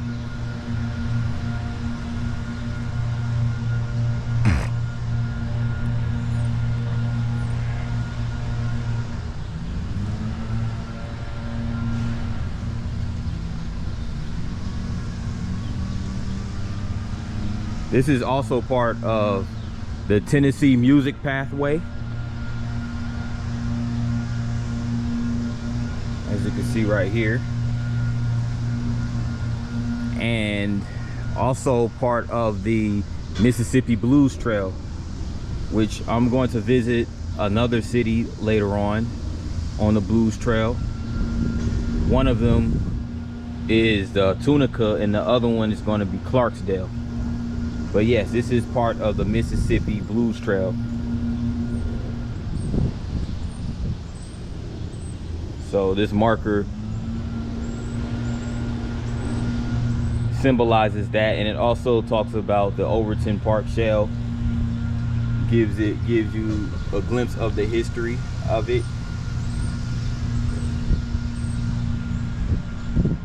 So apparently this was a musical venue that's been here, you know, in the back in the 50s actually. And over here is where up and coming blues and jazz musicians could showcase their skills. There was plenty venues around the city that they could do that, but this was one apparently that's outside of the downtown area, you know, away from Beale Street. So here's the stage right here up close.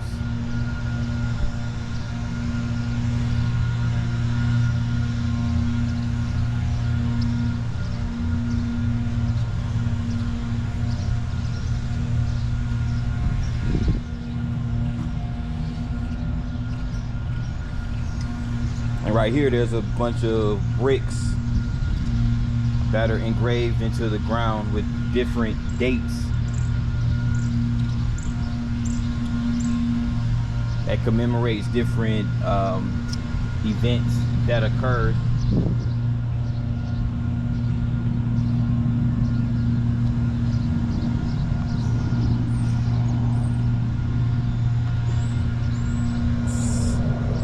I saw that someone got married here. So not only is this a musical venue, you can also have weddings over here, apparently.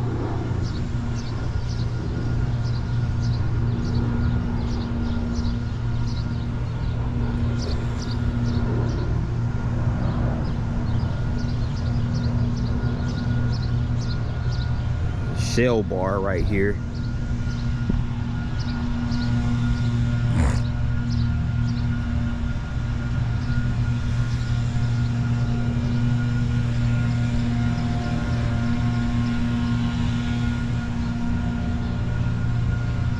Now, if you hear any noise in the background, it's the groundskeeper coming. It's the groundskeeper basically maintaining the beautiful grounds of this nice park, Overton Park.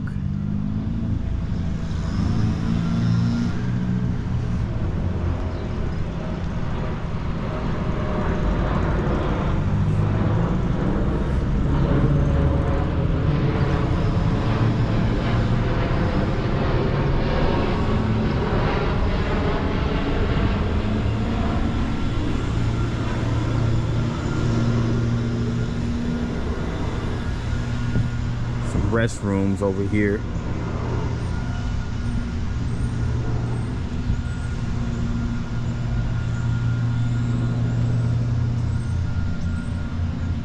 Also some nice plants opening up in here.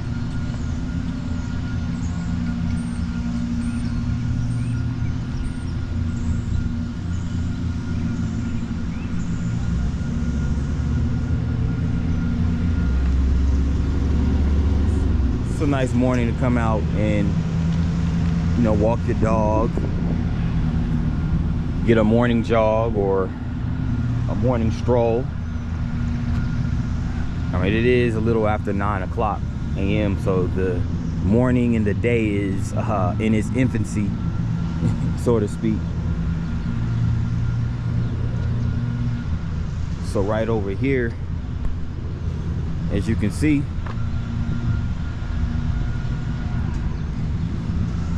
this leads to the Memphis Zoo.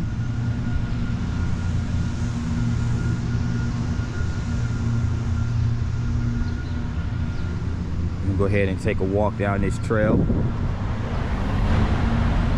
And there goes the gate right here. Looks like there's like an alligator.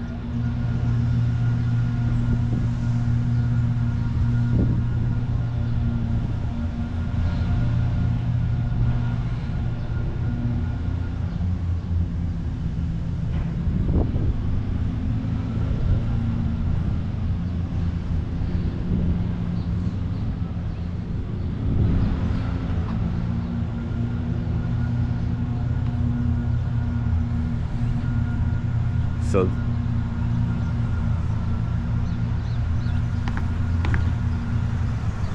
and also on the way to the zoo, as you will see over here,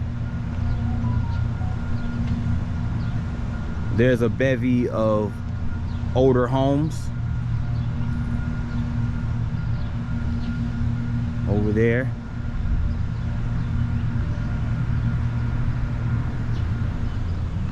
Quite a few of them. A few of them made out of, they look like all of them are made out of brick.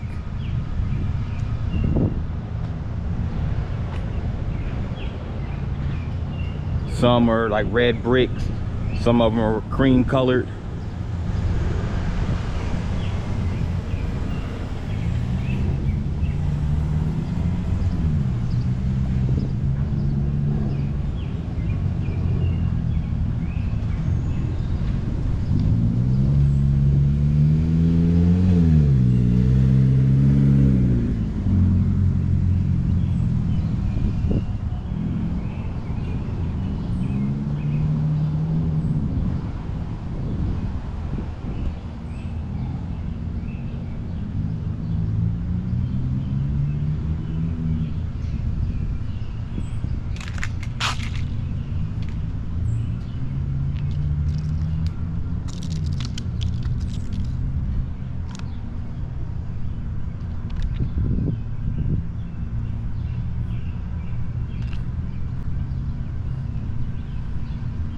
This is nice right here as well.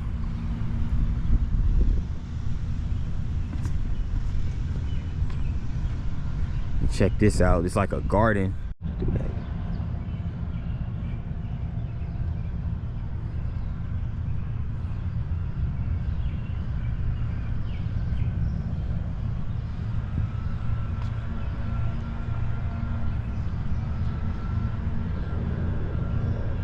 It's like a garden circle right here. Some nice trees right here as well. You know, with like thin branches.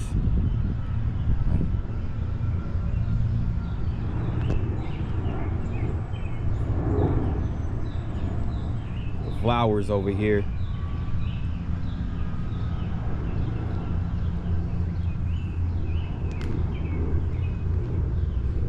This inspires me to want to go to a botanical garden, see different species of flowers and shrubs and things of that nature.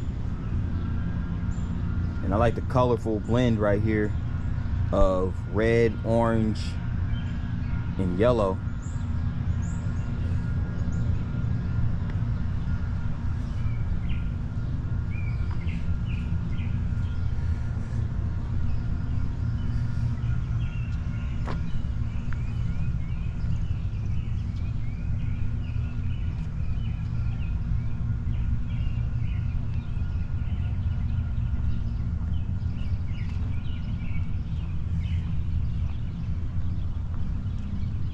That sun is really starting to come out now. It's really starting to peak. I mean, it's already in the, it's only 9 o'clock and it's already like in the low 70s. So it's shaping up to be a nice sunny day. Warm weather. A nice warm spring day is always a good day to partake in the outdoors.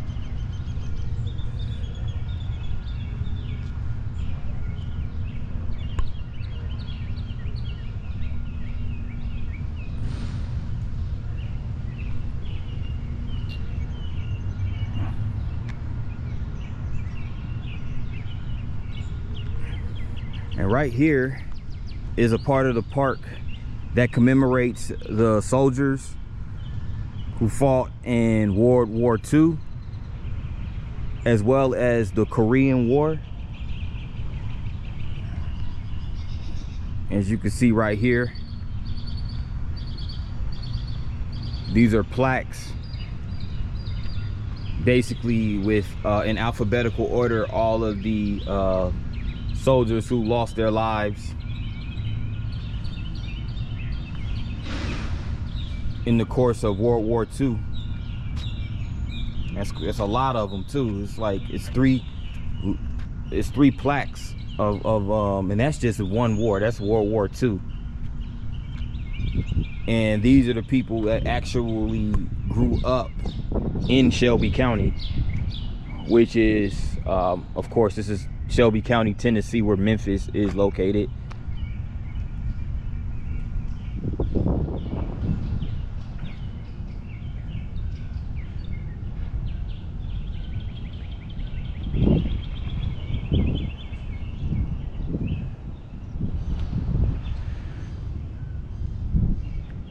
And here's even more. This is like the First World War, 1917, between 1917 and 1919. And it's a list of even more soldiers. So it's a lot of them. There's a lot of them.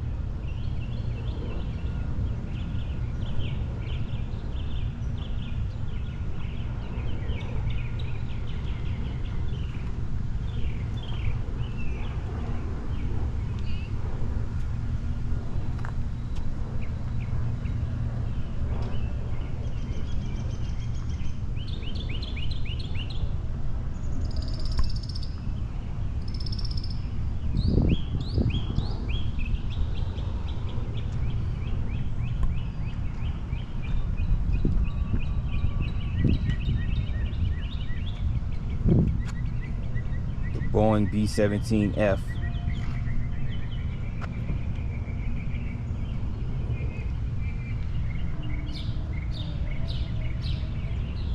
It's a statue of Margaret Polk.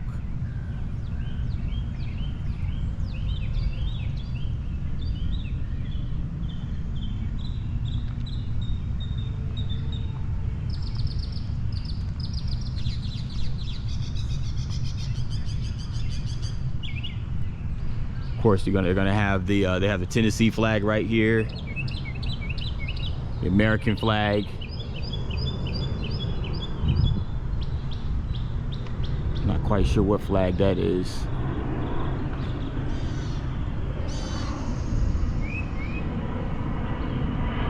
Yeah, I can't really tell from right here.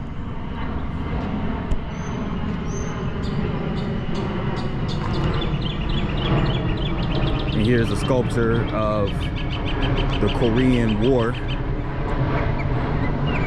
that was fought between 1950 and 1953.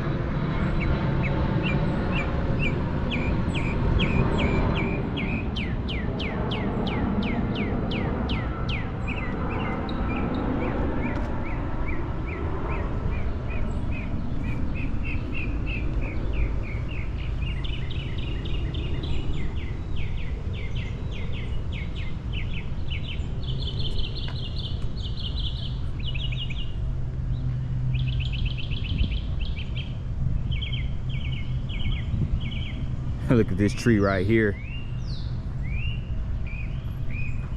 Branches are basically hanging low to the ground, as you can see right here and over there.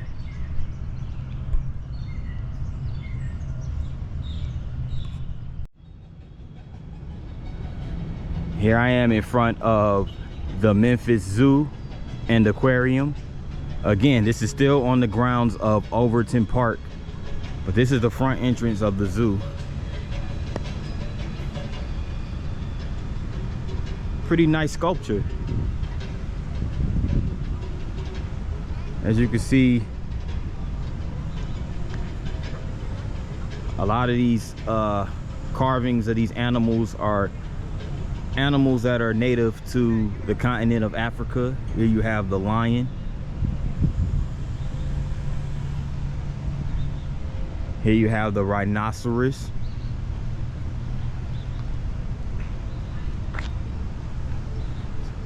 Here's one of the elephant.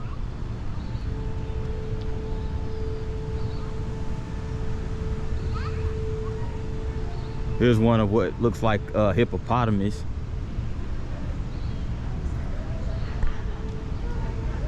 And here's one of gorilla right here.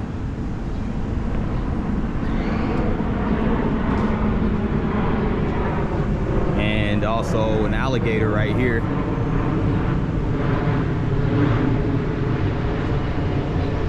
Well, you see a lot of alligators in the swamp right here in the States, but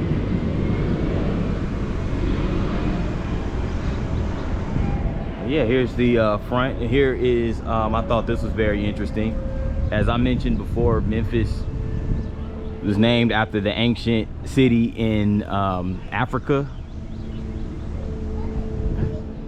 More specifically, Egypt, Memphis, Egypt, which is located in the lower part of Egypt. So Memphis, Tennessee was named after that ancient city. And as you can see, as I pointed out yesterday when I did a video, there was the pyramid structure over by the Mississippi Riverfront, and now they have a Memphis Zoo that's you know, has carvings of lower ancient Egypt, which is pretty dope.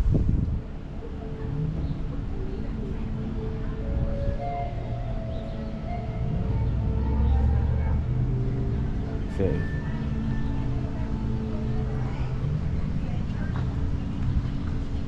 So a lot of people, we have a few people coming in on this early morning, bringing the family to come check out the zoo. So I'm gonna,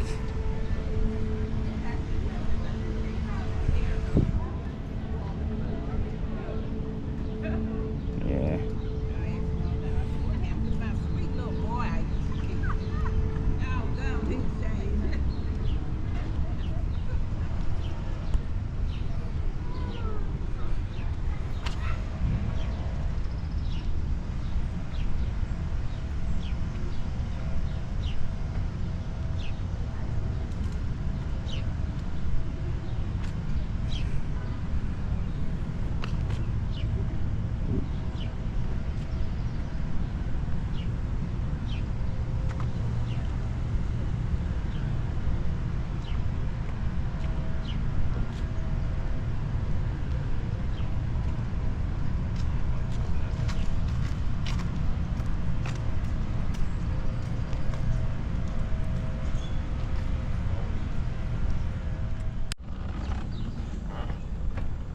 Finally did it.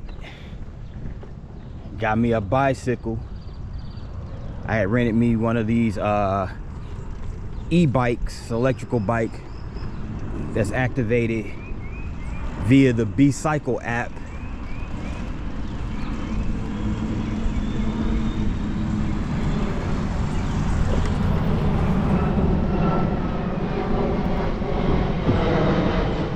This is my first video actually recording while cycling.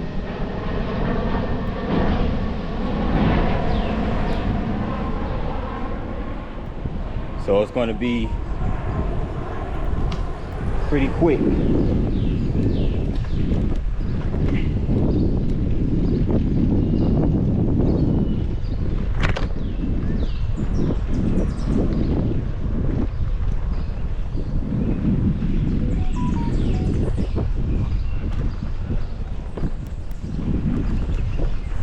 I was trying to figure out my car might be ready today.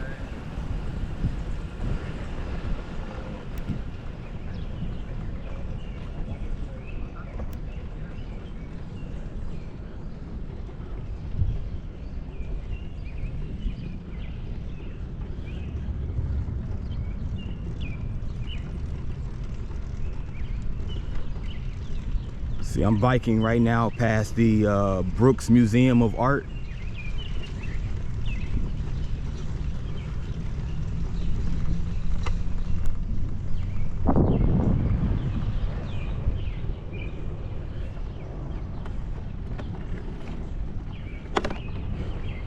2 lion sculptures, pretty neat.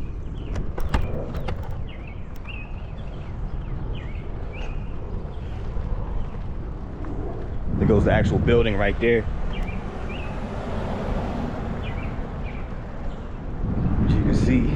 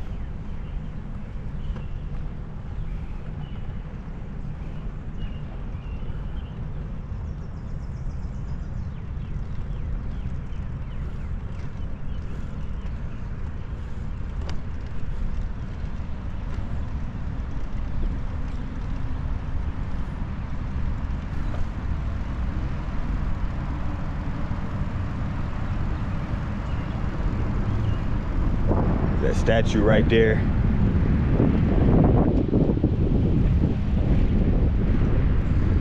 Edward Crump statue.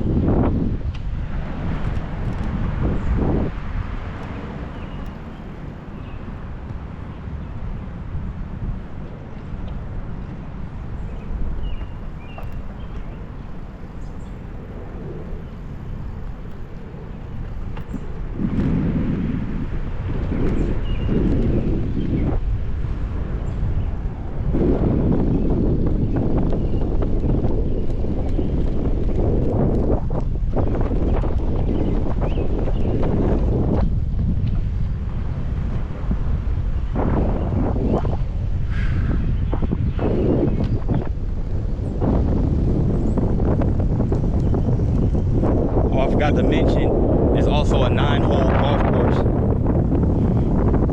on these park grounds. There's some golfing going on early in the morning, as you can see.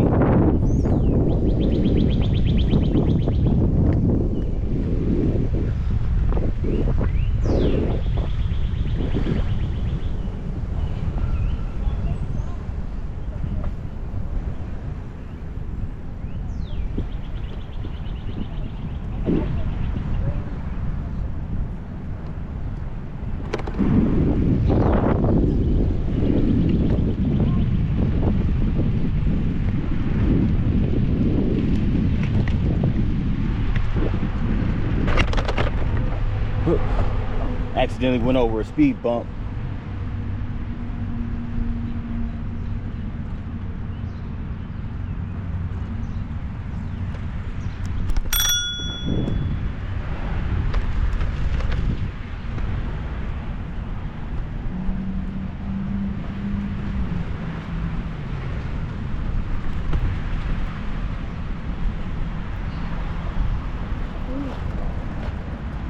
This over here is a golf course. As you can see, there's a little bridge right here,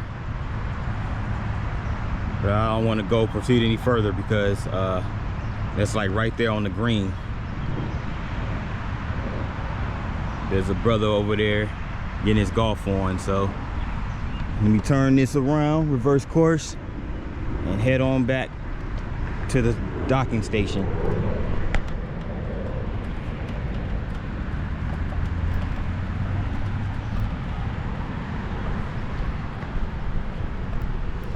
Right here is the main drag, Poplar Avenue. It's the main drag through Memphis, Midtown Memphis. be exact.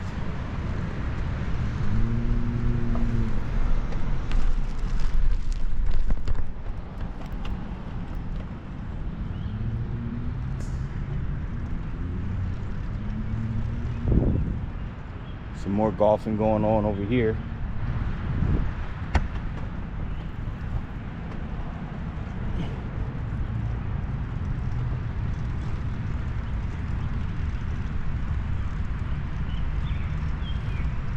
And this building over here is actually called the Abe Goodman Golf Clubhouse.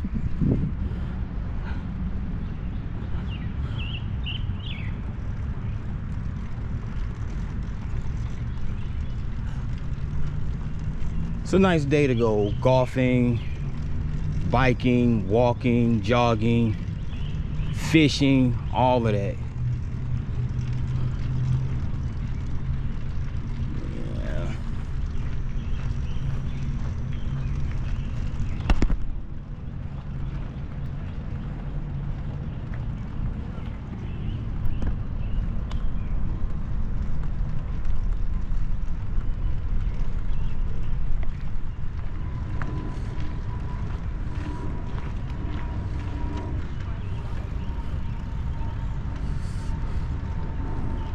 Memphis College of Art, straight ahead.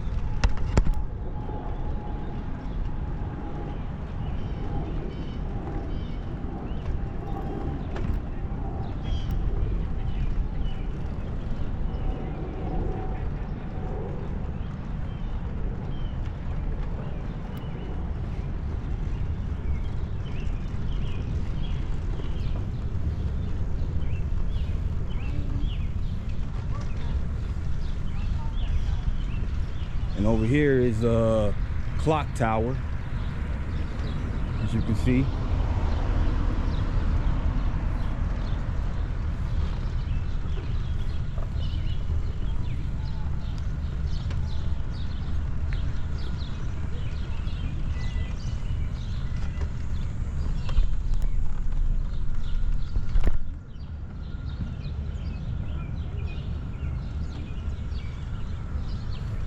Not quite sure what this building is right here.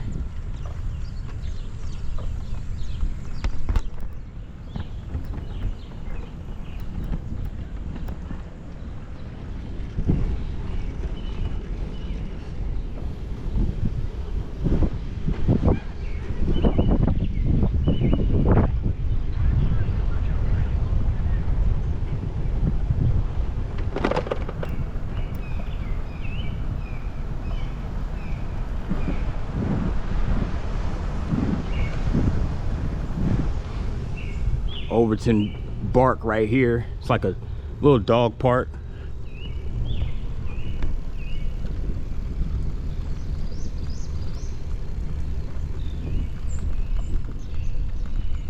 There's like a little trail right here.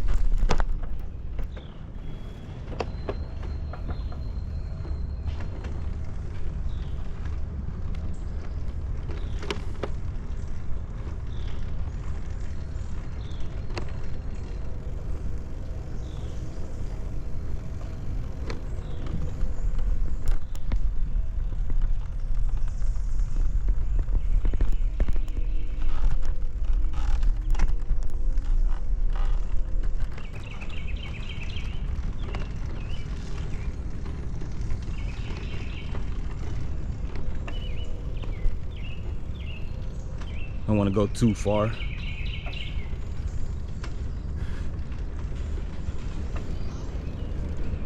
I'll go further if this is my actual bike, but I'm paying, so by the minute.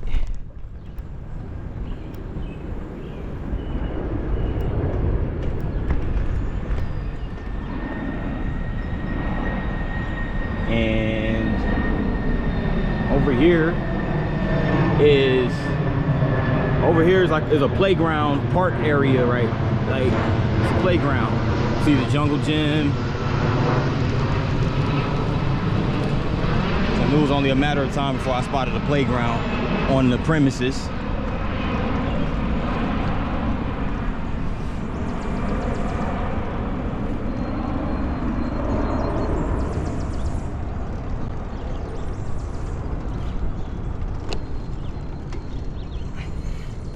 But I wanted to conclude this video with biking through Overton Park.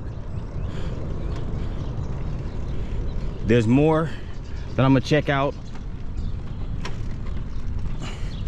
before I depart the city of Memphis and head on down the Blues Trail to Tunica, then Clarksdale. Just wanted to get a little biking in today.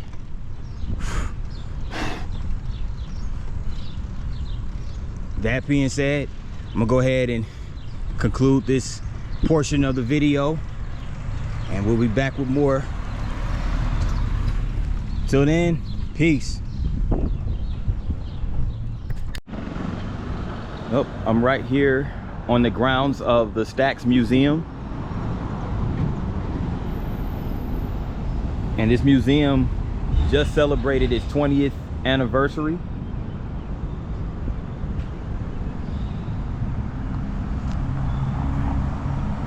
Now, Stax Museum of American Soul Music, as it is officially called,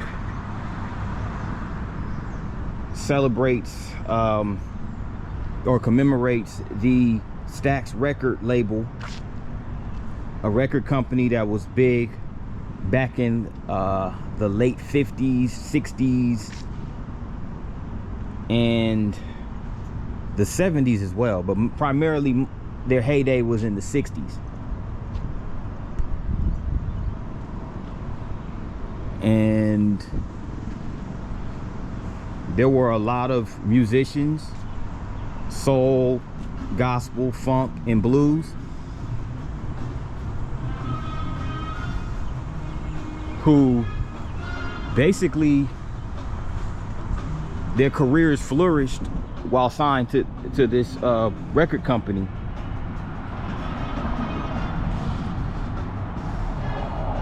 So started in the late 50s by business partners Jim Stewart and Estelle Axton, and they were also siblings.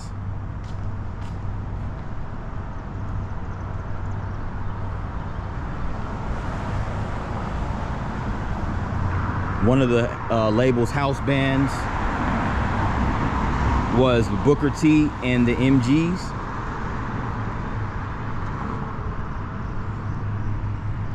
But Stax Records was originally called Satellite Records, as you can see right here.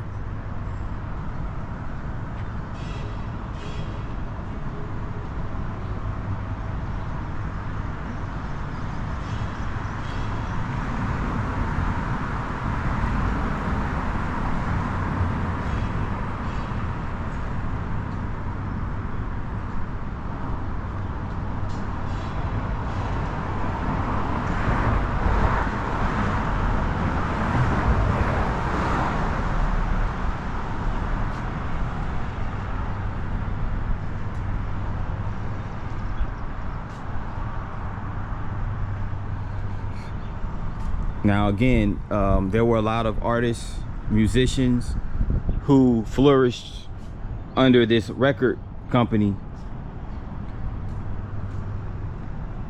Musicians like Staple Sisters, you had Otis Redding, you had Isaac Hayes, who's also a native of Memphis. You had Albert King, Eddie Floyd, Gene Knight, Mabel John. As I mentioned earlier, Booker T and the MGs, who was the label's in-house band. And you also had Rufus Thomas and Carla Thomas, just to name a few.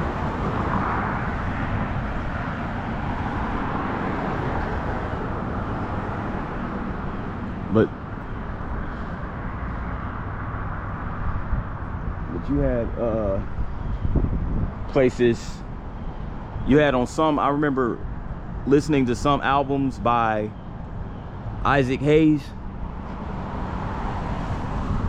You know, my mom, well, they were my mom's albums, because she listened to Isaac Hayes a lot, particularly the Shaft album. We had that on CD, and I remember seeing in the credits where the production took place at Soulsville, USA, At the time, I didn't connect the dots that it was Memphis where Soulsville, USA was located.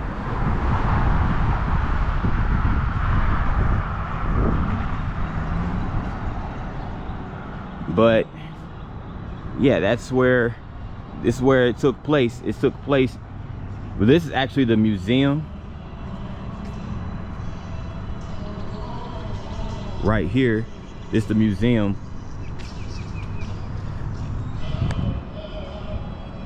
I could actually hear Isaac Hayes' voice coming from the speakers as well.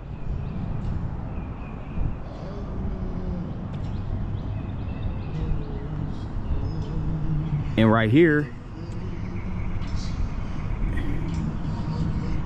this is the actual recording studio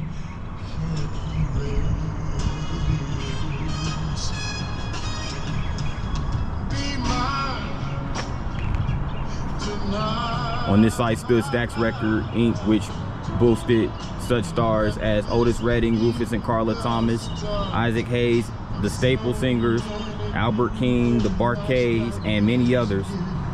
It relied upon its deep soul roots to carry it through, struggling from a backstreet garage in 1957 to becoming a multi-million-dollar organization. So you talk about literally a dollar in a dream, starting with a dollar in a dream. Stax Soulsville, USA, Stax Records basically exemplifies that particular saying. So yeah, this is actually the museum. It's a record shop right here too.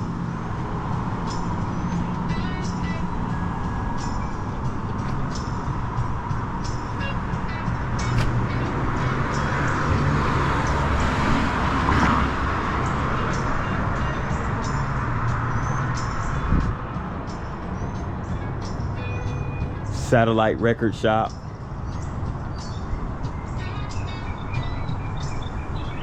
So again, in its heyday, this record company was really flourishing.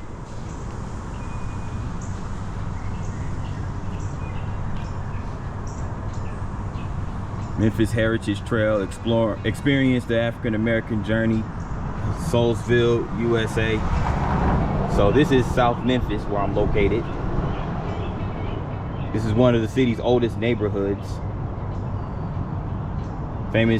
Home to famous African American colleges, schools, churches, businesses, homes, and music. It boasts a civil rights history. So Soulsville, USA basically goes beyond its musical heritage.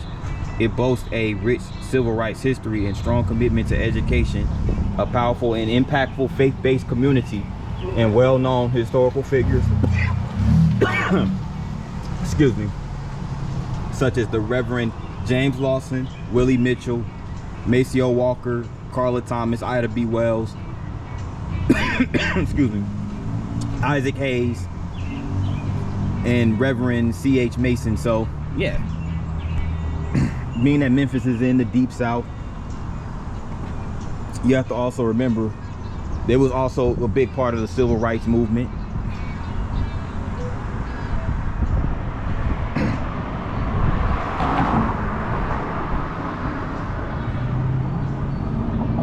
Right here, not only do you have this Stax Museum, you also have a few other historical sites. You have the Royal Studios, the Aretha Franklin birthplace. So Aretha Franklin, the Queen of Soul, she was actually born in Memphis. I believe she was raised in Detroit. We have the Memphis Slim Collaboratory. So Al Green, it looks like Al Green right here. Al Green also recorded at this particular studio.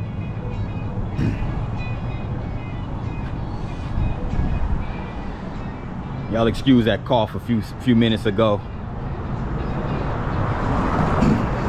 Sometimes your voice dry out. From doing all this talking, your voice does dry out from time to time.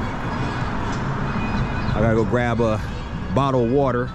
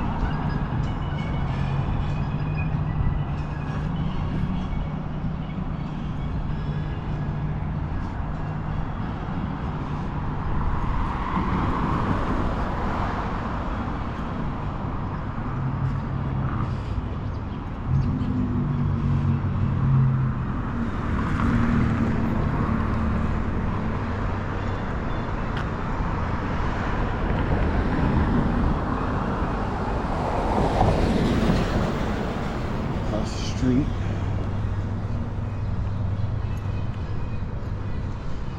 There's more that I want to see.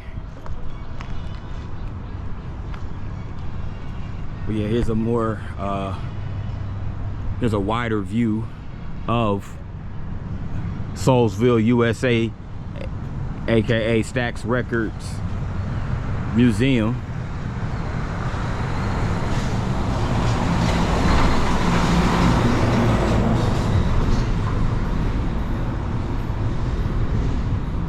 Like, these historical commissions do a really great job of preserving these landmarks. I definitely want to acknowledge that. Again, this is a very the South Memphis has the oldest neighborhoods in Memphis, the whole city. So I also want to mention that Maurice White of Earth, Wind and Fire fame grew up in Memphis. He's from Memphis. Just wanted to put that out there as well. May he rest in peace. He was the founder of one of the most legendary soul bands of all time. And there goes that artwork over here.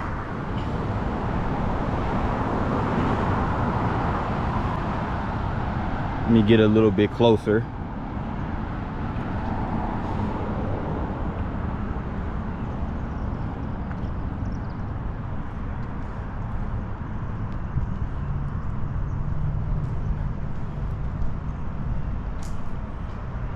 There you go, the elderly women of the day. You know, this is what women should dress like. You know, they had their dresses on, they had the hats, you know, classy way of dressing. I love seeing old images from different eras of history, because you just basically see how people, how different things were during that time compared to now.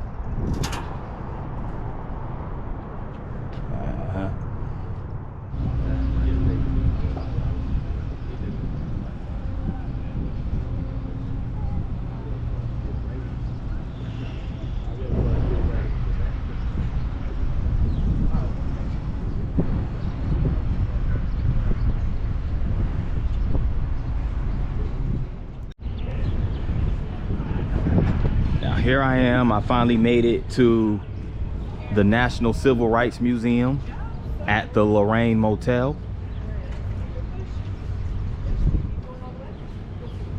So I'm in downtown Memphis again. This is the National Civil Rights Museum once again.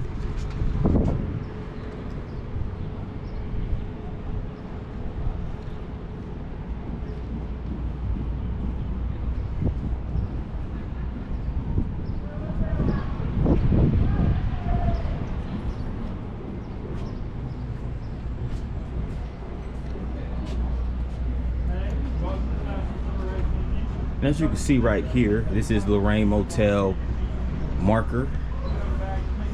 It was originally called the Windsor Hotel, circa 1925.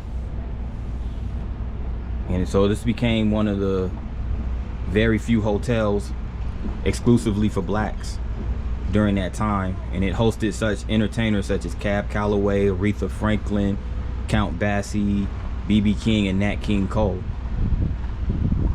Walter and Lorraine Bailey bought it in 1942, renaming it the Lorraine. Dr. Martin Luther King Jr. was assassinated outside room 306 on April 4th, 1968, making it a symbol for the civil rights movement. In 1982, a local nonprofit group saved the site from foreclosure for use as America's first civil rights museum. So this is the first civil rights museum in America,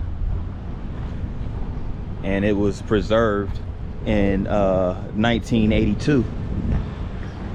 This is the entrance to the museum, and as you can see right over here, this is the actual motel. Here.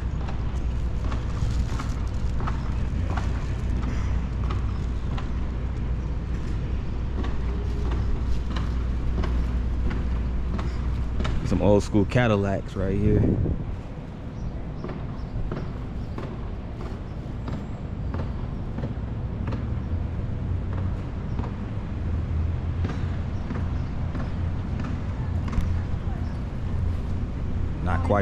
Not quite sure what the significance of that, of those vehicles. Are you doing that? Yeah. What email?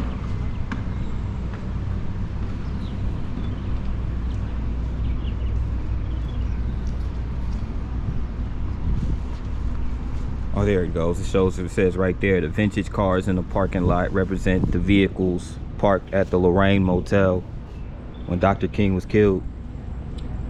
And the wreath on the balcony is a replica. So it's basically right here where this wreath is where the actual assassination took place. So it was obviously a very dark moment in history.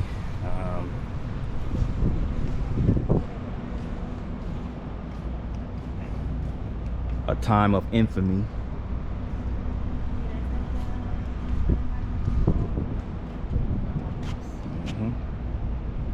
As you can see, there's a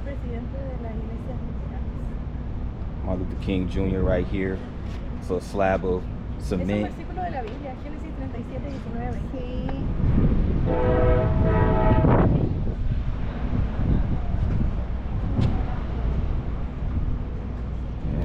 Again, there goes the room right there, 306.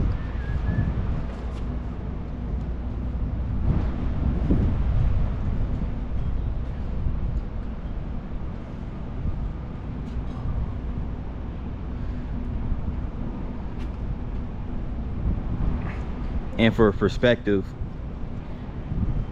Dr. King was actually in Memphis in 1968. The days leading up to his assassination, he was here for a sanitation strike. Sanitation workers in the city were striking.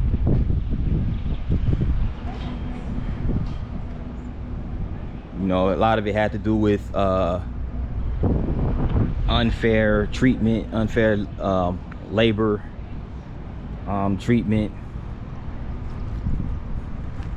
probably working conditions, pay, you know, things of that nature, things that most people usually strike for.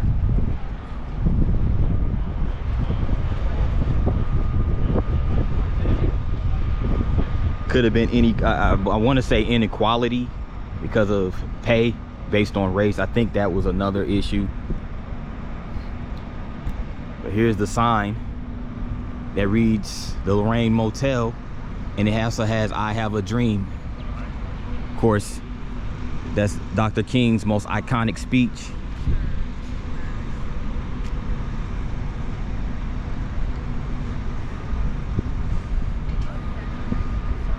Go to flags that fly right over here.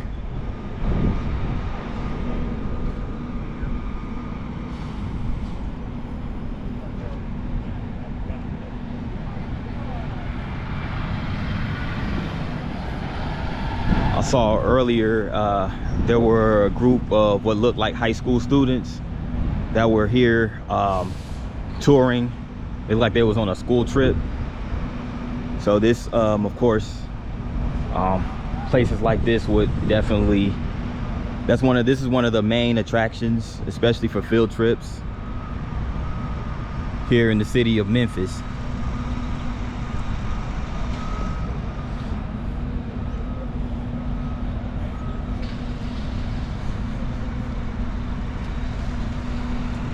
You can see there's some tour buses or charter buses in the area.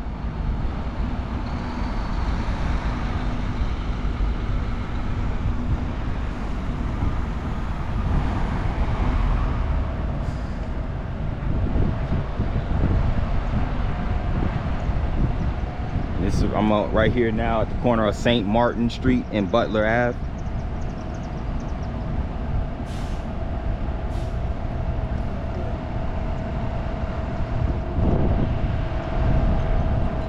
Looking north towards downtown.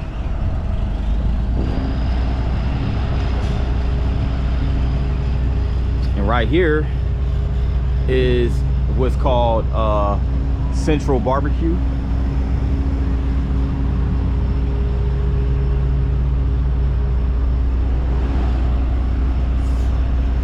One of, as you can see right here, Central Barbecue, one of the many barbecue joints in Memphis. Of course, we know Memphis is famous for their barbecue.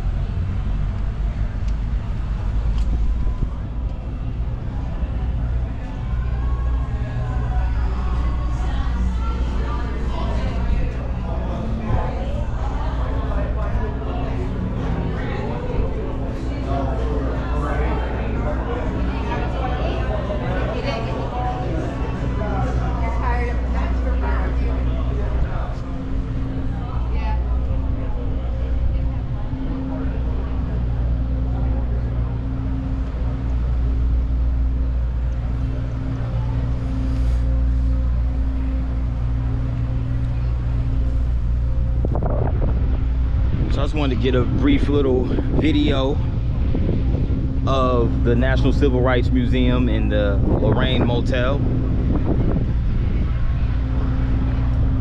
And that's it for the time being. Peace. I'm at the corner of historic Main Street and Beale Street. And right here is the Orpheum Theater. Right now, it looks like they're getting their deliveries, the afternoon deliveries.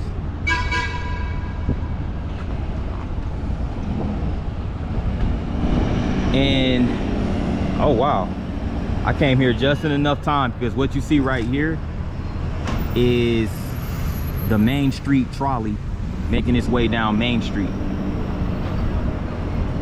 Let's see. I thought Memphis had a trolley, but I wasn't sure yesterday, but I saw all of these like trolley stops. I just wasn't sure. But yeah, they have the trolley that's operating right now.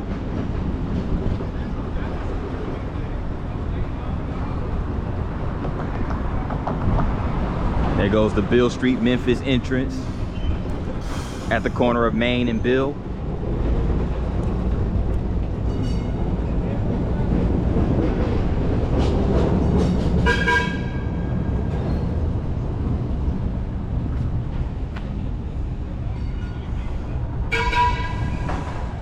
Schools for freedmen.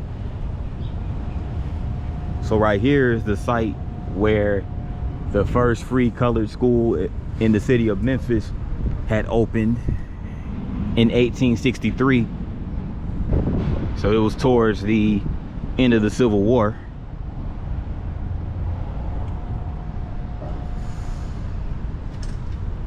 There goes another trolley over there. I don't know if you guys can see it.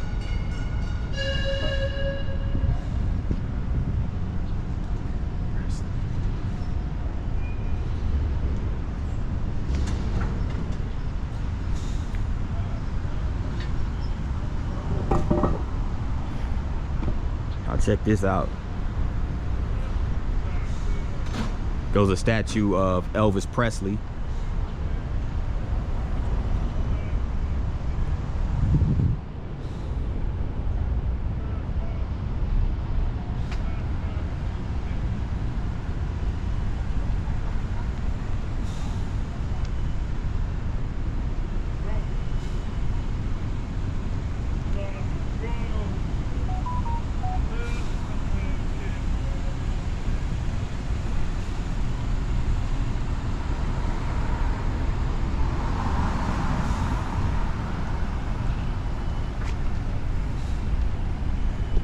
I'm actually back on Beale Street. I was over here yesterday.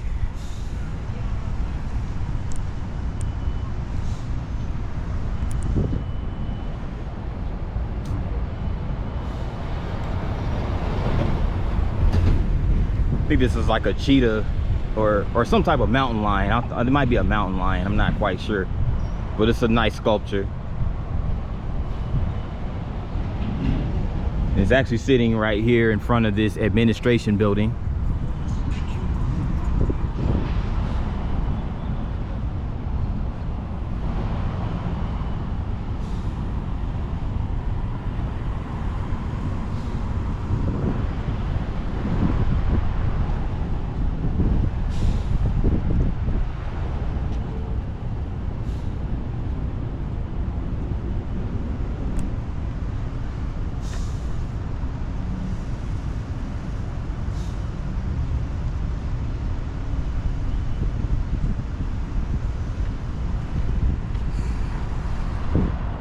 Here goes a bunch of coupons and hotel guides, and they're actually free. Don't mind if I do. I'll grab one for myself.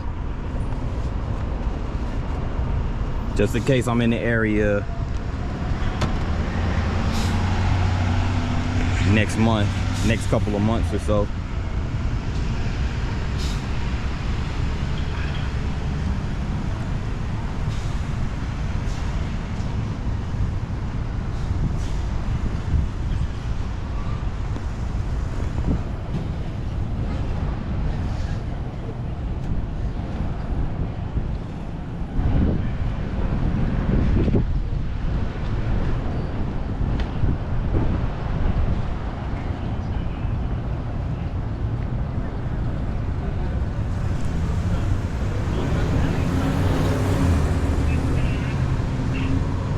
You can go over here to Blue City Cafe, get your shrimp, steak, gumbo, ribs, and catfish.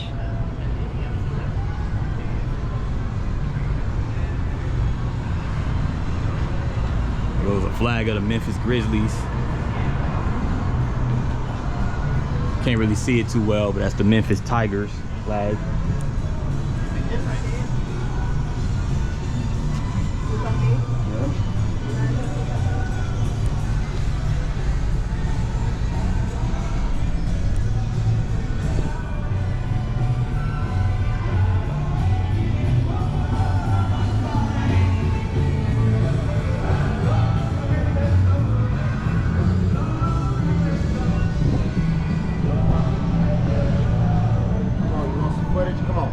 That's me on a banner. Okay. I'm live on Facebook right now, pushing positivity, trying to stop gun violence, y'all. I cannot do it alone. My name is Eric Martin. I wrote this book. Once again, my book is called True Friendship Within the Youth of America. As y'all see, we on Beale Street. Right now, we already got over 115 murders. Most of the gun violence is coming from the African American community. I'm out here trying to push positivity. A lot of people walking right by me, as y'all see, like what I'm doing mean nothing. And it truly hurt when you're trying to be a positive influence in the community, y'all. Once again, everybody get a copy of this book. I'm gonna show y'all me, because I'm the truth out here trying to do the right thing, not just for myself, but for all of us, red, black, yellow, white, everybody trying to play a part to make a huge impact in the community. True friendship within the youth of America. God bless this king behind the camera doing his thing, y'all. I got some questions I want to ask you, bro, because I'm live too. There's no wrong answers. You just got to stay positive, all right? Okay. And give these kids advice. They leaving home with their so-called friends and they not making it back home, King. What character trait would you share with our kids, 14 to 19, do a real friend got to be? Can't nobody be your real friend unless they what, brother? They have to be loyal. You have to be, loyalty is the #1 thing, because at the end of the day, without that, I mean, everybody is just basically in it for themselves. You know, everybody you have to basically just look out for each other, you know what I'm saying, and have each other's back. When you it know, comes to loyalty, look, chapter 1, who's a friend? The first topic that I write about is a loyalist. Loyalty. So you already on point. Yes, what do you sir. think King can take to make it out of a bad neighborhood, or what do we have to do to come together and make it better? We just have to really have a vision for, and it has to be collective vision, you know.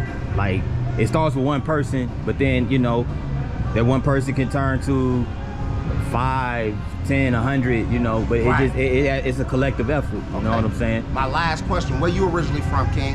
Hey, I'm from Atlanta by way of Alabama. Amen. Yeah, but What would you like to see changed in America to make it better for everybody? That's the last question.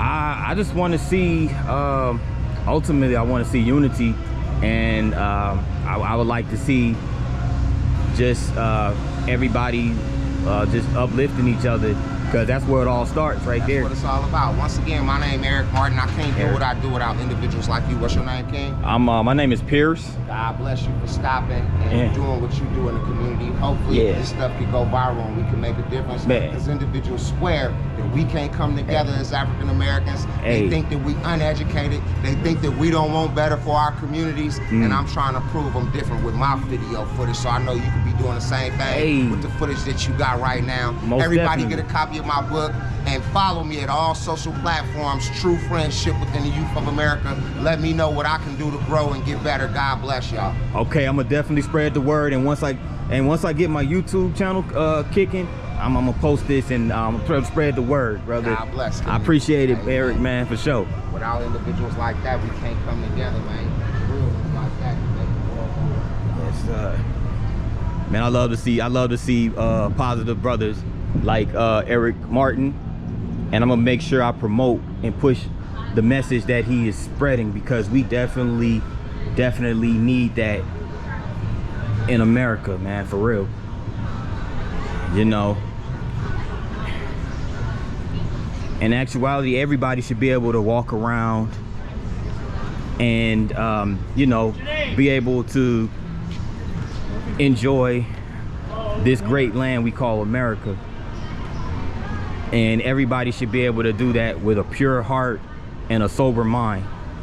So the message that the brother I just ran into, Eric Martin, and I'm glad to see him take the initiative to promote positivity, because that's what we need in the world.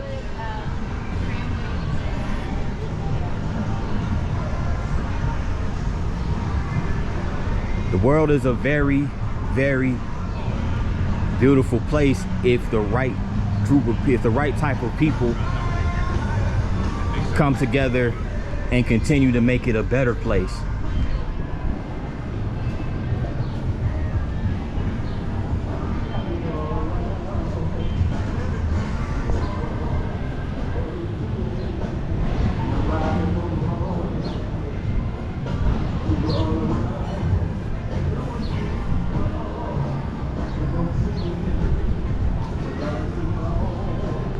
And as usual, the live music in Memphis is really making this a beautiful day. But yeah, guys, positivity is everything. Like, I mean, that's just the bottom line.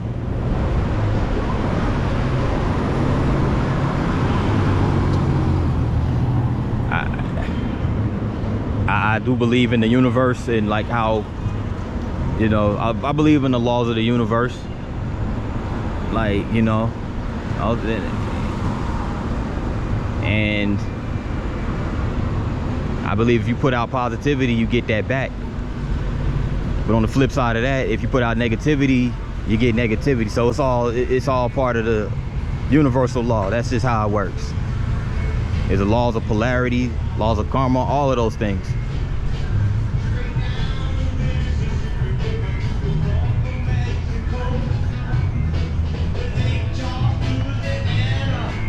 But we need to keep putting positivity out in the universe.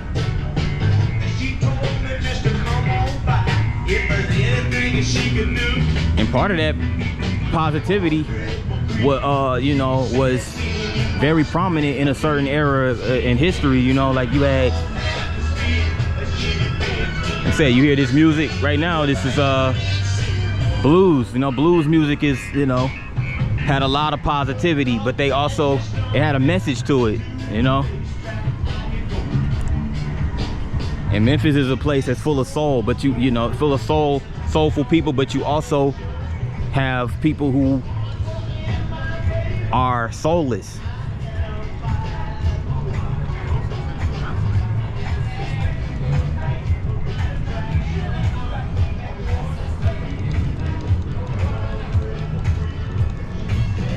So if we continue to collectively come together, I feel like everybody can thrive, you know? Everybody should be able to.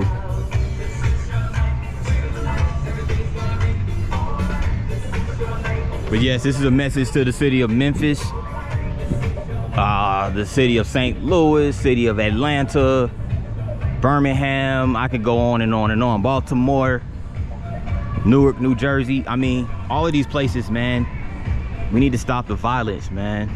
Real talk, we need to stop the gun violence. And a lot of this stuff is heavily pushed in the media, especially in our music. And it's quite depressing. I mean, it's very gut-wrenching, to say the very least, for lack of a better term.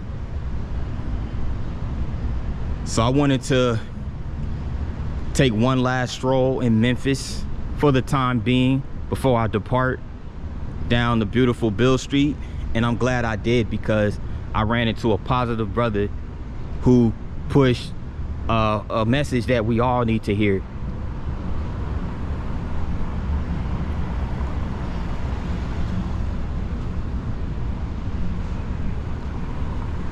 We need to stop the violence, for real.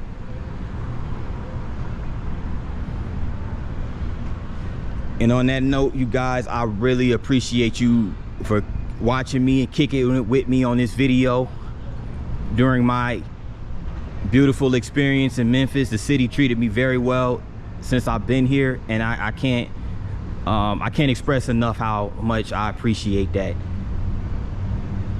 So thank you guys for watching. Please hit that subscribe button. Trying to get these subs up. Also hit that notification bell, so that way each time I post you get those notifications.